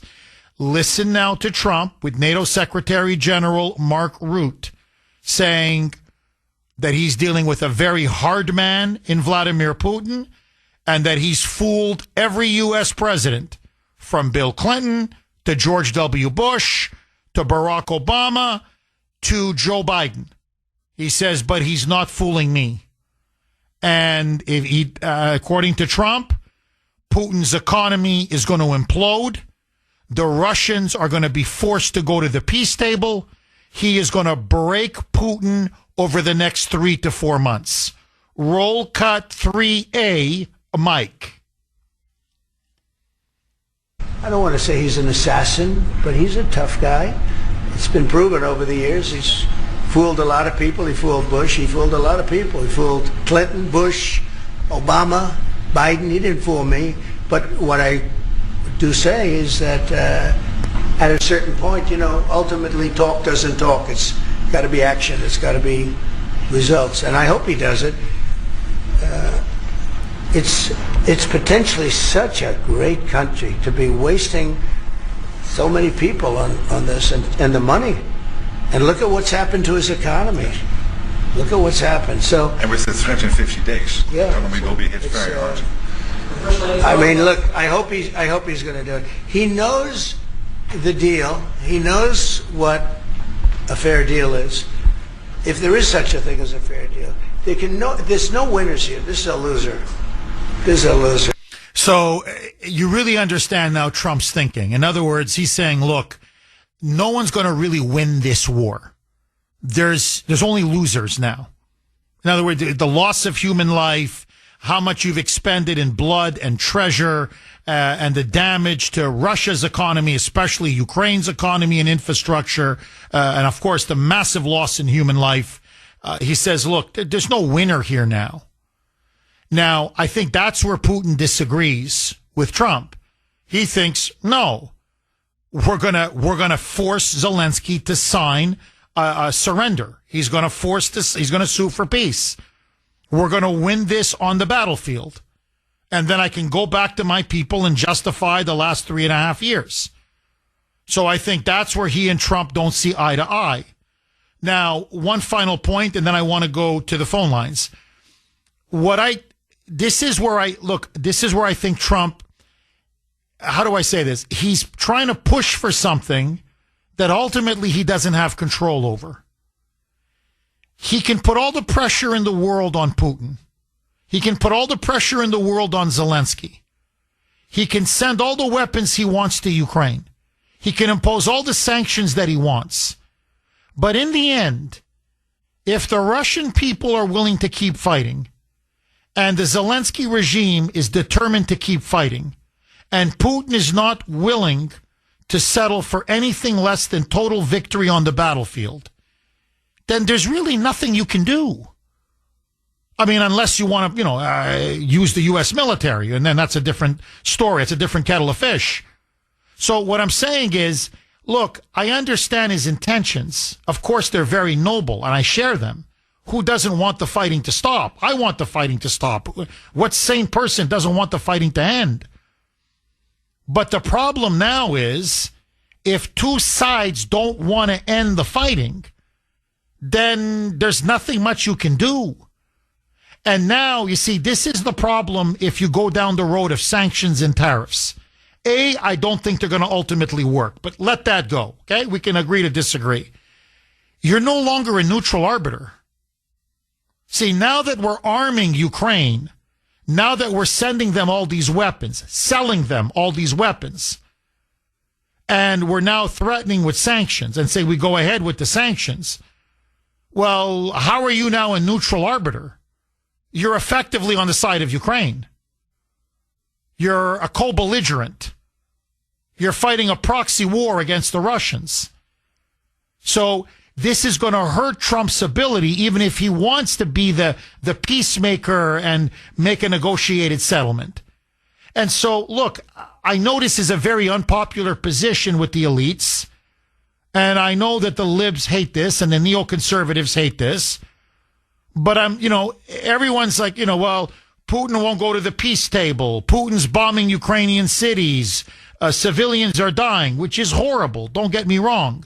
But it's war. What do you think happens in war? Civilians die. That's just a fact. So I'm looking at this and I'm like, okay, but how is this any of our business? I mean, I get it from a humanitarian point of view. And look, you did your best. You did everything you possibly could. But if Zelensky doesn't want to see reason, and he doesn't, and Putin doesn't want to see reason, and he doesn't, what are you going to do? Hold a gun to their heads and force them to make peace? So now we're going to get more and more enmeshed and involved in a vicious, savage war that is ultimately none of our business and where we don't have a clear national interest at stake. Again, I go back to this argument. Russia is not a member of NATO. Ukraine is not a member of NATO. So why is NATO getting involved? And why are we willing to risk World War III to get involved? while we have an invasion here, and to me, this is the checkmate argument as far as I'm concerned. Look, let's sober up and get out of the bar. Everybody. We're barely getting 3,000 deportations a day. We're lucky if we get a couple million illegals out after Trump's term is over. Biden brought in 15 to 20 million. We're lucky if we get 2, 3, maybe 4 million out.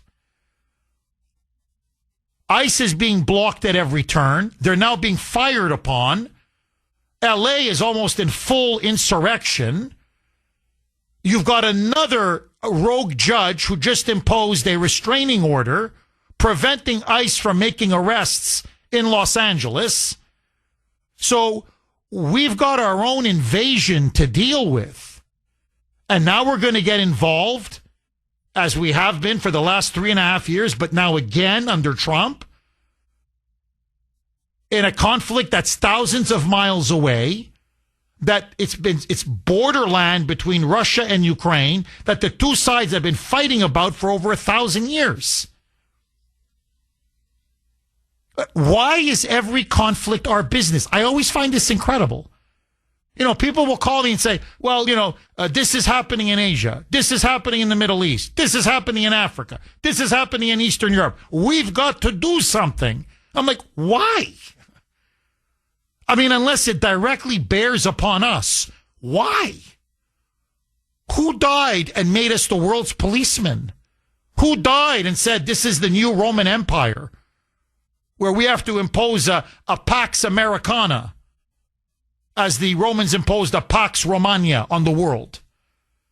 We're not an empire. We're a republic, and we're losing our republic. Let's focus on the massive problems here at home. So to me, we need this involvement in Ukraine like we need a hole in the head. It's not our concern. It's none of our business. And let me suggest something. And this is a problem I think Americans have in general, especially progressives and liberals. I'm not accusing Trump of this. I'm saying just in general.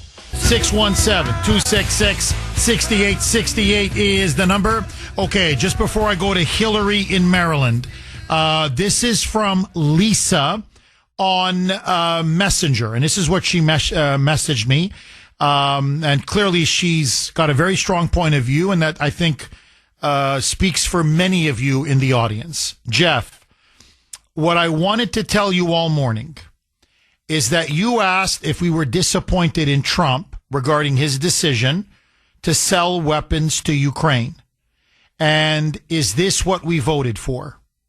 My answer, I am not, in caps, disappointed. I voted for Trump. I dedicated 10 years of my life to him and the betterment of this country for my children, which means I, all in caps, trust him, with 2 exclamation points. We can walk and chew gum, Jeff. It's still America first. There are many people fighting for America. He has always been a different kind of globalist. He wants peace. And he believes he was saved to save the world, and that is what saves this country. If the world is a mess, America can never truly be at peace. My opinion is trust. So let me throw this log on the fire. Lisa, Barbara, many others say, look, we voted for Trump. Part of it is like the CEO of a company. You believe in him, his maturity, his experience, his judgment, his wisdom, overall his policies. Let Trump be Trump. Trust in Trump. And he's taken us very far. He's often not right. He's often right, very rarely wrong. If he says he can squeeze Putin and get him to the table and have him sign a ceasefire or maybe even a negotiated settlement, let's trust in Trump and give him a chance. What say you? 617-266-6868. Hillary in Maryland. Thanks for holding, Hillary, and welcome. Thank you, Jeff. Hi. I have to say Happy New Year because I don't think I've called all year. That's right. No, it's been a long time, Hillary. We missed you. Yeah. Oh, well, you're so popular, I can't get through. Anyway, your monologue before we went to commercial break kind of stole pretty much all my thunder, but I just wanted to say, Lisa and Barbara are just sycophants. And, Lisa's saying trust Trump. It's like, well, what am I not supposed to believe my lying eyes?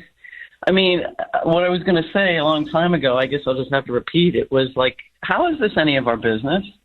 We seem to forget what Trump promised, and I'm not talking just about in this last cycle, but all the way going back to 2016. He never said he was a globalist. Now Lisa's saying that he's a globalist. He always said he was a nationalist. That's why we voted for him. And it's like, how is this any of our business? And between that and the Epstein thing, I mean, aren't you tired? Aren't you tired of voting and getting the exact same thing no matter who you vote for? I mean, how is this really any different than what Biden was doing? Biden was sending Ukraine weapons, and you're right.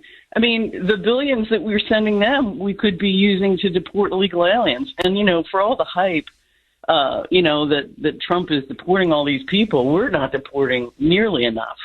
And I think, we've become so beaten down as Americans, that anything that they do, we're just so thankful for. We're just grasping for the crumbs. It's like being impressed that somebody comes to your house for dinner and they don't eat with their hands. This should be going on a daily basis. I mean, you don't get credit for doing something you should be doing in general anyway. So, I mean, Trump lying about the Epstein thing. I mean, I see a lot of these people that they just will not open their eyes to what Trump's become. But you know what? I'm done with the guy. I'm sick of being lied to. I did not vote for this at all. I voted for America, not even America first, America only. We have enough of our own problems. We're in debt. And then one of your callers called in yesterday and talked about what's still in this bill. And people are still okay with this guy. I mean, if he was really responsible, he wouldn't have signed that thing. I mean, there's so much crap. Yeah, he got what he wanted as far as what he wanted, but what about all the other stuff that goes along with it? Then more debt, more printing of the dollar. We have less buying power. We're still in the same economic problem that we were before. I just don't understand why people won't open up their eyes and admit, hey, you know what? I fell for it. I mean, the guy lied to me. Everything he said he would do, we're just getting the same old. I just don't understand it. I don't understand how people can be so, almost like, they treat this guy like he's Jesus Christ or something. That's the only one you should trust. You shouldn't trust a man, and particularly not a politician, and maybe especially not Trump, because I can't remember anyone that made more definitive promises than him, and just completely lied. I mean, really, what have we gotten that we voted for? Seriously. Hillary, let me ask you this question, because a lot of people are making this point, and I think it's a very valid point that you hardly ever hear, ever. Almost forget the media or the establishment media, but I mean even on many so-called conservative talk shows. Ultimately, who poses a greater threat to your freedoms, your liberties, your safety, my freedoms, my liberties, my safety, that of this entire audience, and that of this country? Vladimir Putin or the ruling class here in Washington, D.C.? It's not Putin that's opened up our borders. It's our political leaders. It's not Putin that's preventing them from being deported on massive numbers. It's our political leaders. It's not Putin that's racked up a $37 trillion national debt. It's our political leaders. It's not Putin that's driving inflation through the roof and printing the dollar, as you pointed out. It's our political leaders. It's not Putin that's had this crime wave that is getting Americans killed in cities all over the country. It's our political leaders.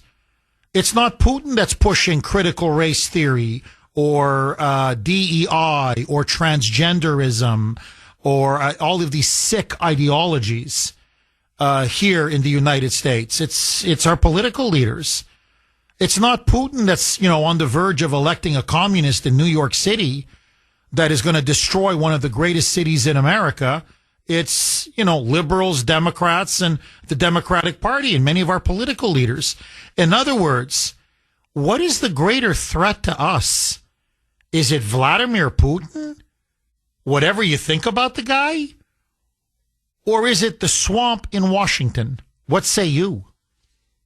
I think that instead of going against Vladimir Putin, I mean, I thought that's what another thing we elected Trump for was to go to war with the swamp and to end the corruption and to clean it out. And you asked the question the other day concerning Bondi, like, who is she prosecuted? Well, how has Trump really been instrumental in getting people in there? Again, he doesn't hire the right people, getting people in there that are going to go to town. You know, when Biden got in there, he didn't waste any time. I know there were other people pulling the strings, but they got to work on trying to impose their agendas pretty quick. I mean, what is it that Republicans, like every single time, they missed opportunity after missed opportunity. They shoot themselves in the foot, and you have to say, you know, no one is this stupid. You know, they're shilling for the other side. I mean, they're just controlled opposition, and I'm just tired at this point in my life of voting every time, hoping, you know, like that one gal said, you know, like fighting for Trump, you know, supporting him with everything, and then just getting the same old. I mean, I can't take it anymore. And he better worry about what's going to happen in the midterms, because I'm telling you something, I sure as hell am not voting for it in the midterms. They've got to earn my vote, and they can't, because they won't. And I mean, I'm done with the whole thing. I'm done with them. Interesting. Hillary, thank you very much for that call. I really appreciate it. I'm far from done with Trump. I think he's done a very good job as president. I agree. He could do more. He could always do more. But I think much of what he's done the last 6 months has been absolutely spectacular. Of course, I don't agree with everything. But, you know, remember, he's working with Ryan. I'm not excusing it. I'm just explaining it. You know, he's got razor-thin majorities in the House, razor-thin majorities in the Senate. He's got to deal with, you know, rhinos and establishment Republicans. So, you know, Trump would I think if he were here, he'd say, I hear you, Hillary. You're a purist, and I respect that.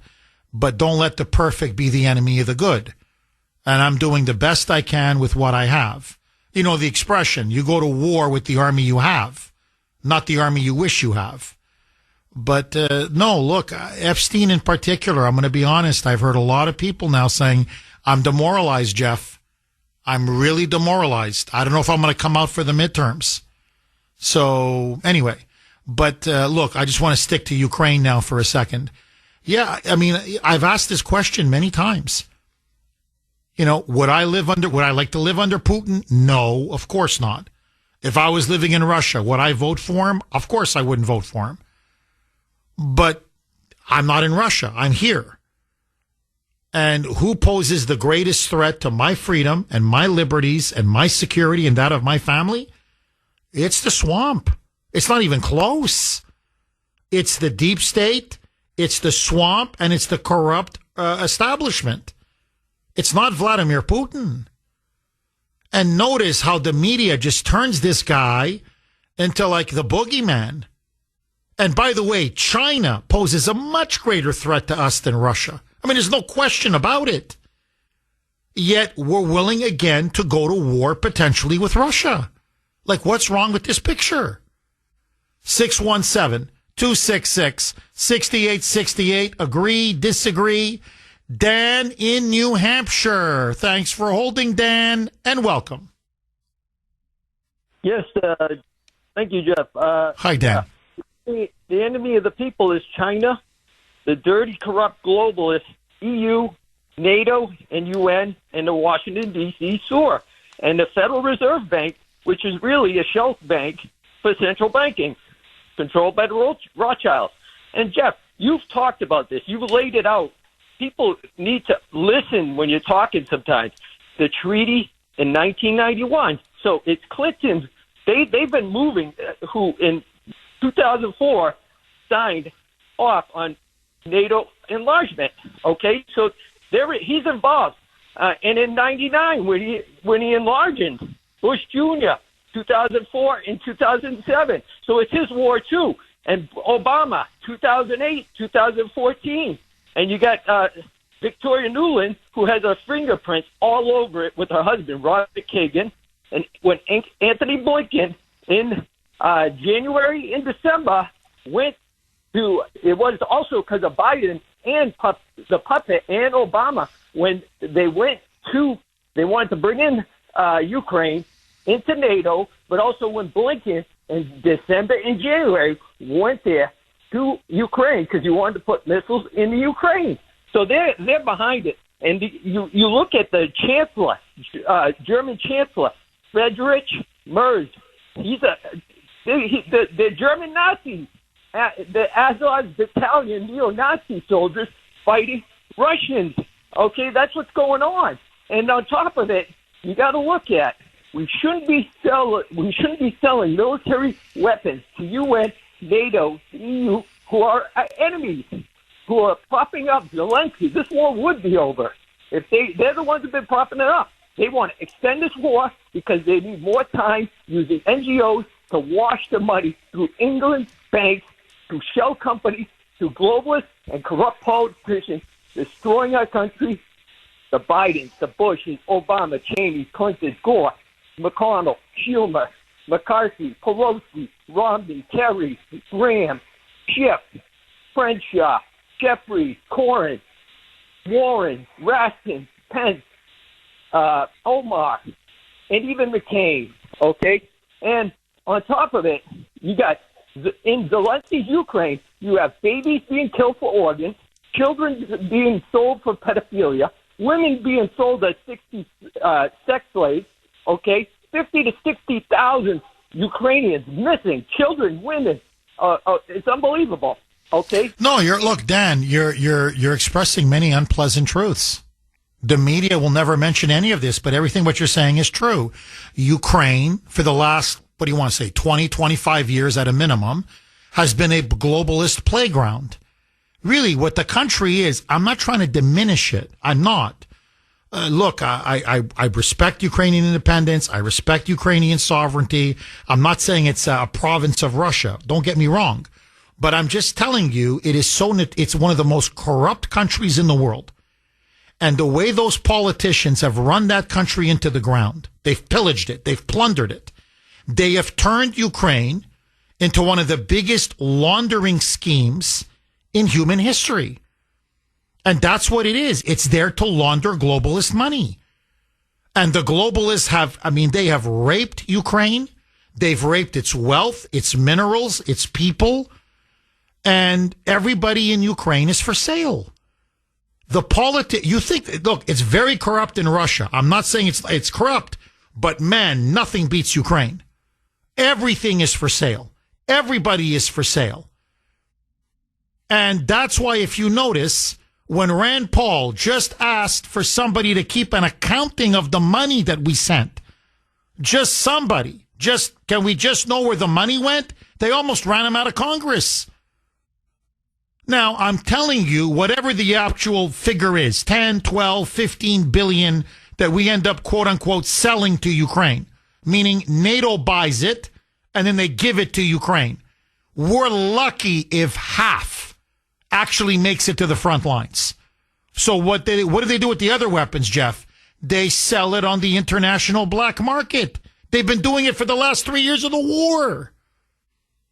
It ends up in the Congo. It ends up I know they've made peace now, but a couple years ago, they were finding weapons that we sent to Ukraine. It ends up in the Congo. It ends up in Africa. It ends up in places all over the world. So half for the men fighting on the front lines, and then half for the greedy politicians who then sell, and we're going to be selling them now our best hardware. I mean, this is the cream of the cream. They're going to get our best missiles, our best interceptors, our best long-range missiles. I mean, they're not getting the second-hand stuff. They're getting the best stuff. So, yeah, that's going to catch you top dollar on the black market. So what I'm saying is, it's just more money down a rat hole. And you're right. Look, our politicians orchestrated a coup. And that's what overthrew the government in Ukraine. That's what got us deeply involved. And everybody made money. Everybody made bank, as they say. Joe Biden, up to his eyeballs in Ukraine money through his crime family. John Kerry, Jean-Francois, lining his pockets. McManiac, lining his pockets. Lindsey Graham, lining his pockets. The Bushes, lining their pockets.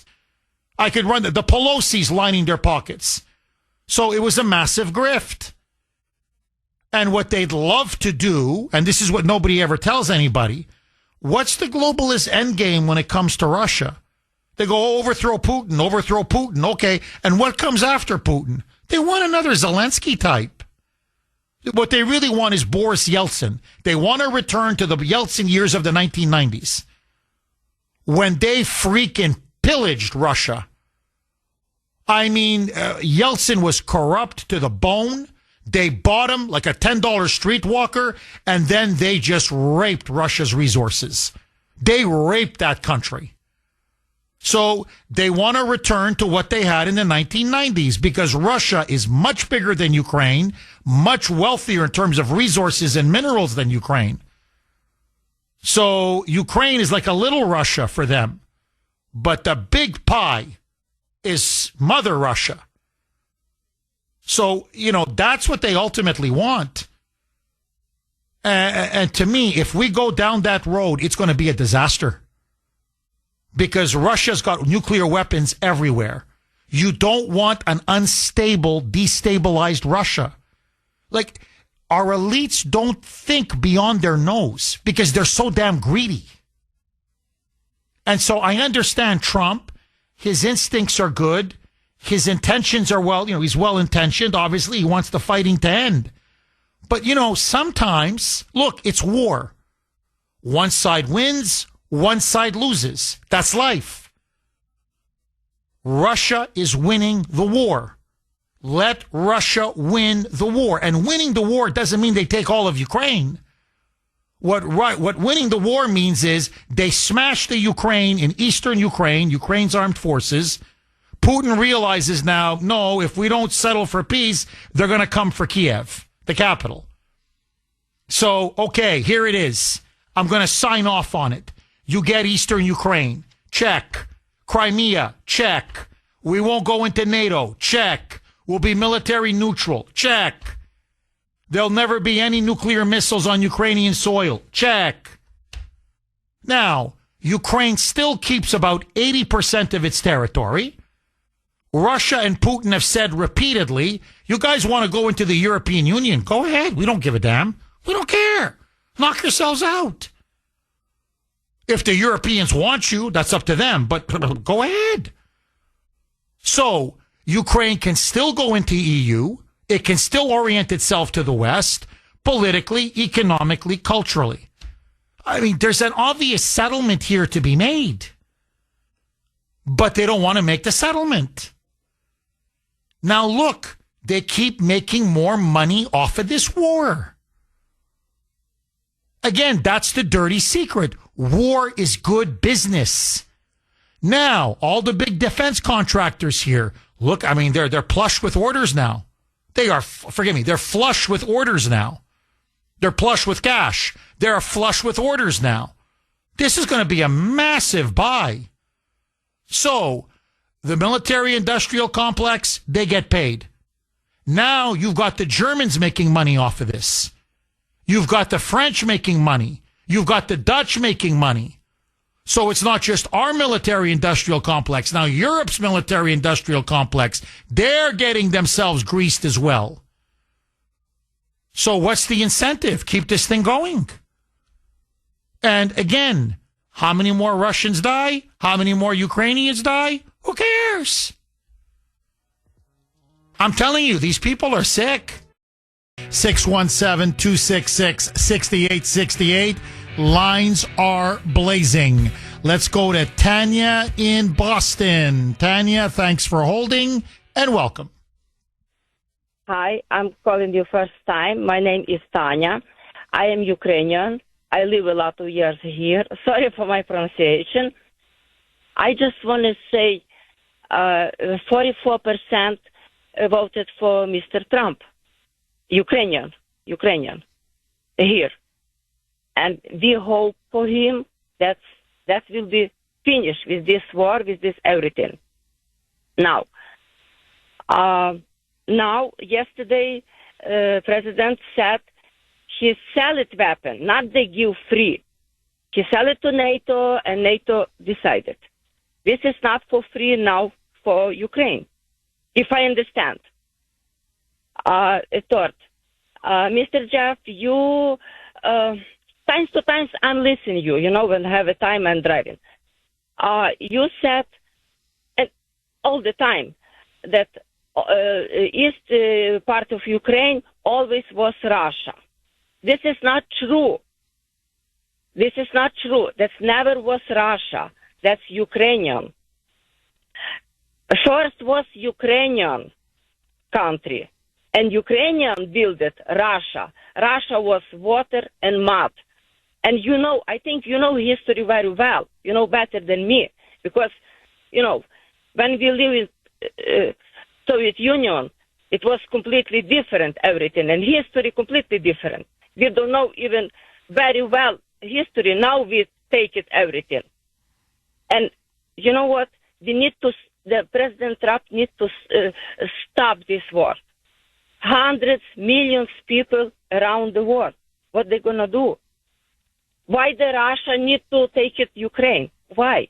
It's completely different country. Completely different. We have different opinion than Russia people. Completely different. Completely. Why we need Putin thinking this is Ukraine, this is my heart. This is not true. This is not true. No, Tanya, no, I understand where you're coming from. I do. No, Tanya, please, I promise I'll give you all the time in the world to speak. So I understand where you're coming from. You said that 44% of Ukrainian Americans voted for Trump, that Trump is not giving Ukraine the weapons. He's selling them the weapons through NATO. Ukraine is getting them for free because the NATO countries are going to give them to Ukraine. Now, look, Tanya, this is the question I have for you. I understand if I'm a Ukrainian. I understand that. I don't want to give an inch to Russia. I understand. You want to fight Russia. I understand. But I'm not asking you as a Ukrainian. I'm asking you a different question. How is this in the interests of the United States? Why should we continue to send weapons to Ukraine, to sanction Russia, to get ourselves even more involved in that war, when we have so many other problems here and with China? In other words, why should I, as an American citizen, why should I continue to care about the war in Ukraine? How does this affect the United States? What is your answer? I try. Give me a time. First, you know what? The strong people, I will be simple. Strong people always need to help somebody, you know? That's a life. America is strong anyway. In after Soviet Union, 1991, Ukraine was a rich country, have 2,000 nuclear weapons, if you know that. 2,000 nuclear, I don't know, bomb, or I don't know, rocket, I don't know how that's called. Yeah, nuclear missiles. And then the Ukrainians, I know this very well. In fact, I wrote a column about this in the Washington Times. I said Ukraine is going to rue the day. They gave up all of their nuclear weapons and they gave them back to Russia. And I said that was the biggest mistake Ukraine ever made. And you know what Ukrainians said to me, Tanya? Just so that you know, they laughed at me. And you know why they laughed at me? Because they said Ukrainians and Russians are brothers. They're Orthodox Slavic brothers. That's what Ukrainians told me. Not Russians, Ukrainians. And they said there will never be war between Russia and Ukraine. And I said, you guys are crazy. And you guys and Ukraine gave up its nuclear weapons. And if Tanya, if you're very honest, most Ukrainian politicians, this was under Kravchuk, Leonid Kravchuk. I know the whole thing. He was corrupt. He took money, just like his successor Kuchma took money. So the Russians bribed Ukrainian leaders. They were bribing them literally in Ukraine, in Kiev, with suitcases full of cash while they were going to the toilet in the urinal. They would just drop off. Russian agents would just drop off, literally, suitcases full of cash. So you have to ask yourself, for 30 years, what did Ukrainians do? Did you build up your military? Yet. Did you build up your country's economy? Niet. What did you do? You had politicians, one after another, who sold Ukraine out to the highest bidder. And then you push NATO onto Russia. That's what Zelensky did, knowing full well that the Russians would never accept it. And now you have a major war on your hands. And I understand you're very angry. I don't blame you. But what has Zelensky done? Ask yourself this question as a Ukrainian. Do you know what $350 billion is? Ukraine should have taken Moscow with $350 billion. Instead, he and his cronies, like all Ukrainian politicians, they stole the money. And poor Ukrainian boys are fighting and dying on the front lines. Those are patriots. And these politicians in Kiev, 617-266-6868 is the number. Just to wrap up my back and forth with Tanya, and I really appreciate, Tanya, that you called. And please feel free to call again, 617-266-6868. Since its independence in 1991, okay? I'll give it to you in 10 seconds. Every successive administration, from the first all the way to Zelensky, it's been unbroken, has been plagued by massive corruption, bribery, money laundering, and embezzlement. And that's why so much of the money was stolen, because, you know, the Ukrainian people, I feel sorry for them, have been governed by crooks. For the last 30 years, they've been governed by crooks. And they sold everything there is to sell about their country. They sold their country's oil and natural gas. They sold their minerals. They sold away their nuclear weapons. They sold everything. And of course, they stole so much of the taxpayer money into the budget, the government coffers, so there was nothing there to build Ukraine's military or to build a modern, thriving, Western-style economy. And so when war finally came between Russia and Ukraine, the Ukrainians were not prepared. And now they're completely dependent upon handouts from Europe, NATO, and the United States. And even with their backs against the wall, with Putin now gobbling up large chunks of their country and hundreds of thousands of Ukrainians dying, look how those gangsters in Kiev, Zelensky and his cabal, have been stealing, just robbing the Ukrainian people blind.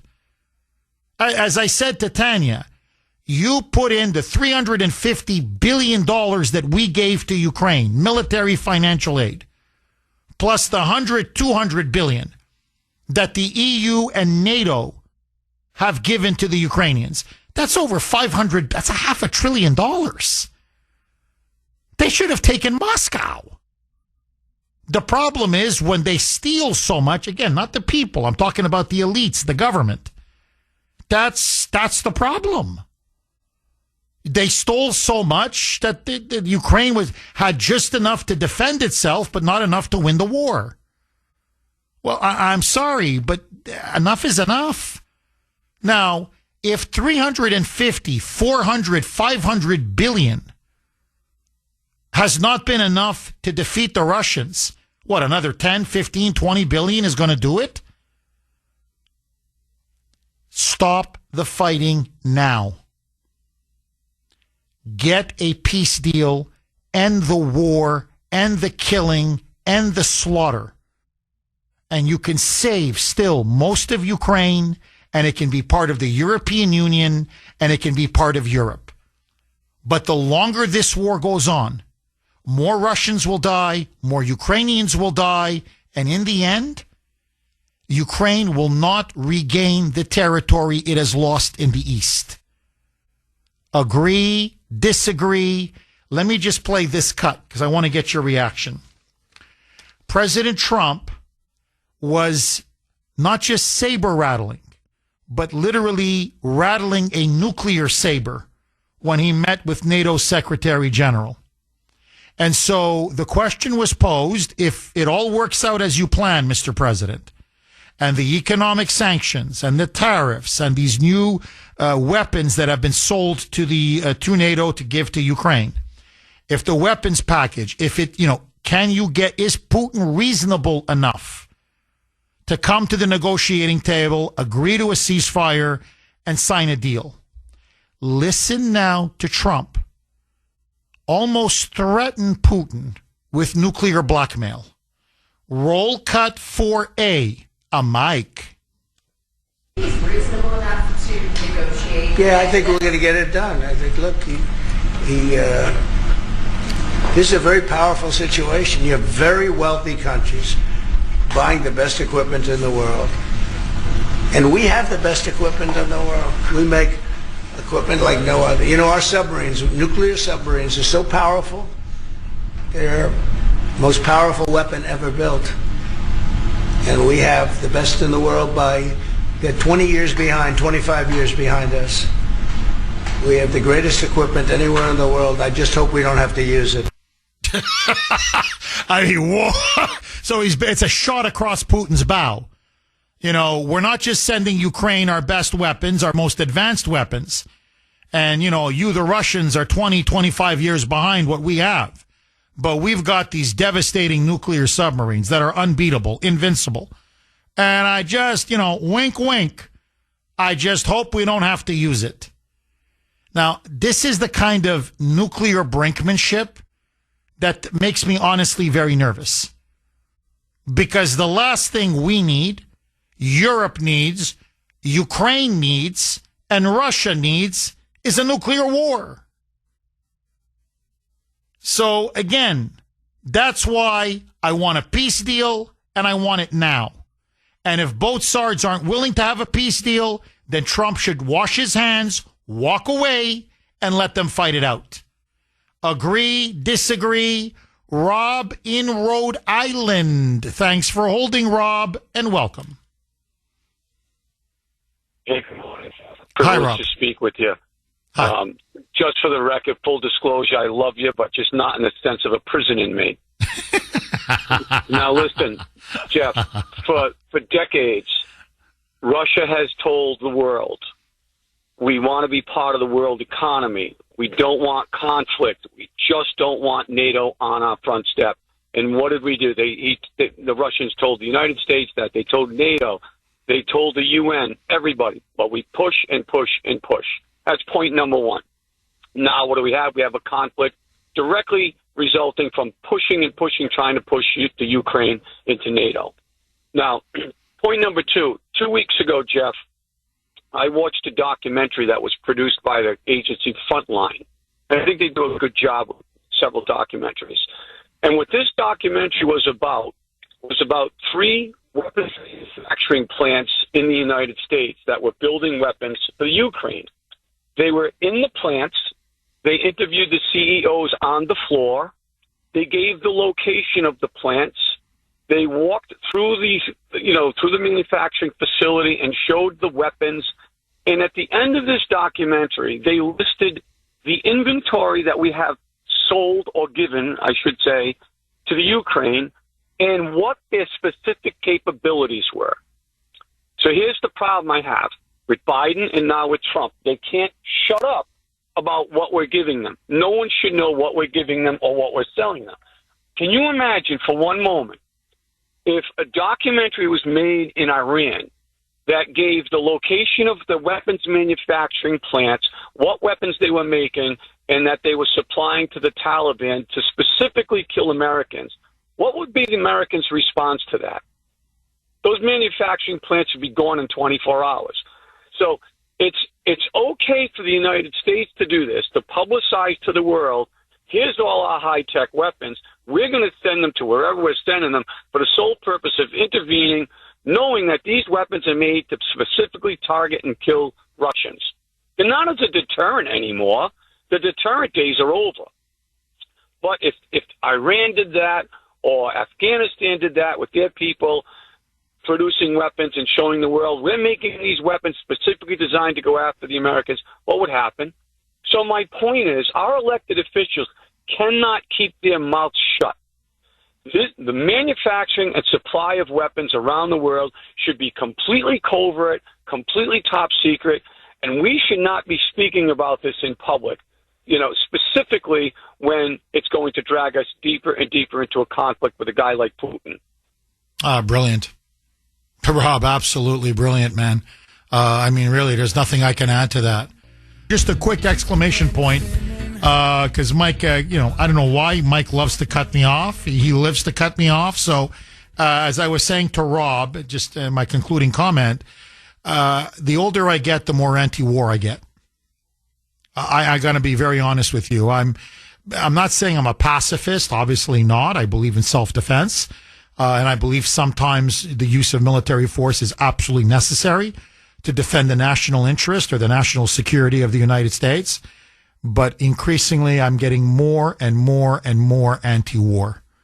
When I see the horrific consequences of war, when I see how rich people get off of wars, what a scam it really is in so many ways. And to me, as Churchill said, it is always better to jaw, meaning talk, than to war. So that's why, I hope that the fighting ends quickly and that this war in Ukraine wraps up. Because for the sake of both Ukrainians and Russians, there's been enough dying, to last a generation. So, no, I'm an anti-war conservative, and I'm a proud anti-war conservative. 617-266-6868. Chris in Wichenden. Thanks for holding, Chris, and welcome. U.S. politicians and others exacerbated conditions of war by meddling, destabilizing Ukraine and Maidan in 2013 and 14, and democratically elected Ukrainian government. Then the Ukrainian government commenced shelling and attacking their own citizenry in the eastern Ukraine, the Donbass. So these Ukrainians who were living in cellars and burying their dead, young and old, in parks and front lawns, appealed to Putin for relief from the bloodletting, and then troops responded from Russia. Now Zelensky has suspended free elections, uses our U.S. taxpayers are paying salaries and retirements of Ukrainian bureaucrats and workers. Therefore, since he suspended elections, perhaps we should consider sanctions on Ukraine. I believe deeply when I served in the Boomer submarine in the military that we were minimizing the chances of a war with Russia. I believe deeply in that. I took great pride in that. And that's why I take offense right now. I had time to contemplate the unthinkable. We're now sleepwalking through a house of horrors led by somebody wearing a suit in NATO. I'm not loyal to NATO. This is not worth it. If I could go back and I could eliminate World War I and World War II, wouldn't we do it? The millions of civilians, not just uniformed people that were killed. The government, the globalists who are not democratically elected, the globalists are not, the EU is not, want Putin out, even if they risk thermonuclear nightmare. Let's get out of this house of horrors before we experience nightmarish death and plague upon millions of civilians, including innocent children. And am I the only Cold War veteran who feels betrayed by following the NATO Pied Piper, leading us to a very gloomy prospect, sir? No, Chris, there's many like you. There are many, many like you. And look, I think we made a fatal mistake. When the Cold War ended, remember, what was the reason for NATO? The reason for NATO was to check the Warsaw Pact and the Soviet Union, okay? Soviet Russia, communism. Well, the Warsaw Pact is gone, long gone, and the Soviet Union is long gone. I think NATO is obsolete. I know that, it's a minority view, but I'm just speaking from the heart. I think NATO is obsolete, and I think we should get rid of NATO. Or at a bare minimum, the United States should get out of NATO because they've been freeloading off of our back for a long time. But you're right. We are dangerously escalating the situation with Russia. We didn't learn the lesson from the Cold War, which was to avoid nuclear war at all costs. And, you mentioned a litany of things that Zelensky has done wrong. I agree. But he's also cracked down on all dissent in the media. There is no opposition to Zelensky in the media. Journalists have been thrown in jail. He's arrested priests. He's closed down churches and monasteries. The man is a dictator. Now, Chris, I don't want to quibble. I just don't believe in sanctions anymore on either side. To me, I'm like, no more sanctions on Russia, no sanctions on Ukraine, and, it's enough. Now, you want to continue to slaughter each other? Go ahead. It's up to you. It's your funeral.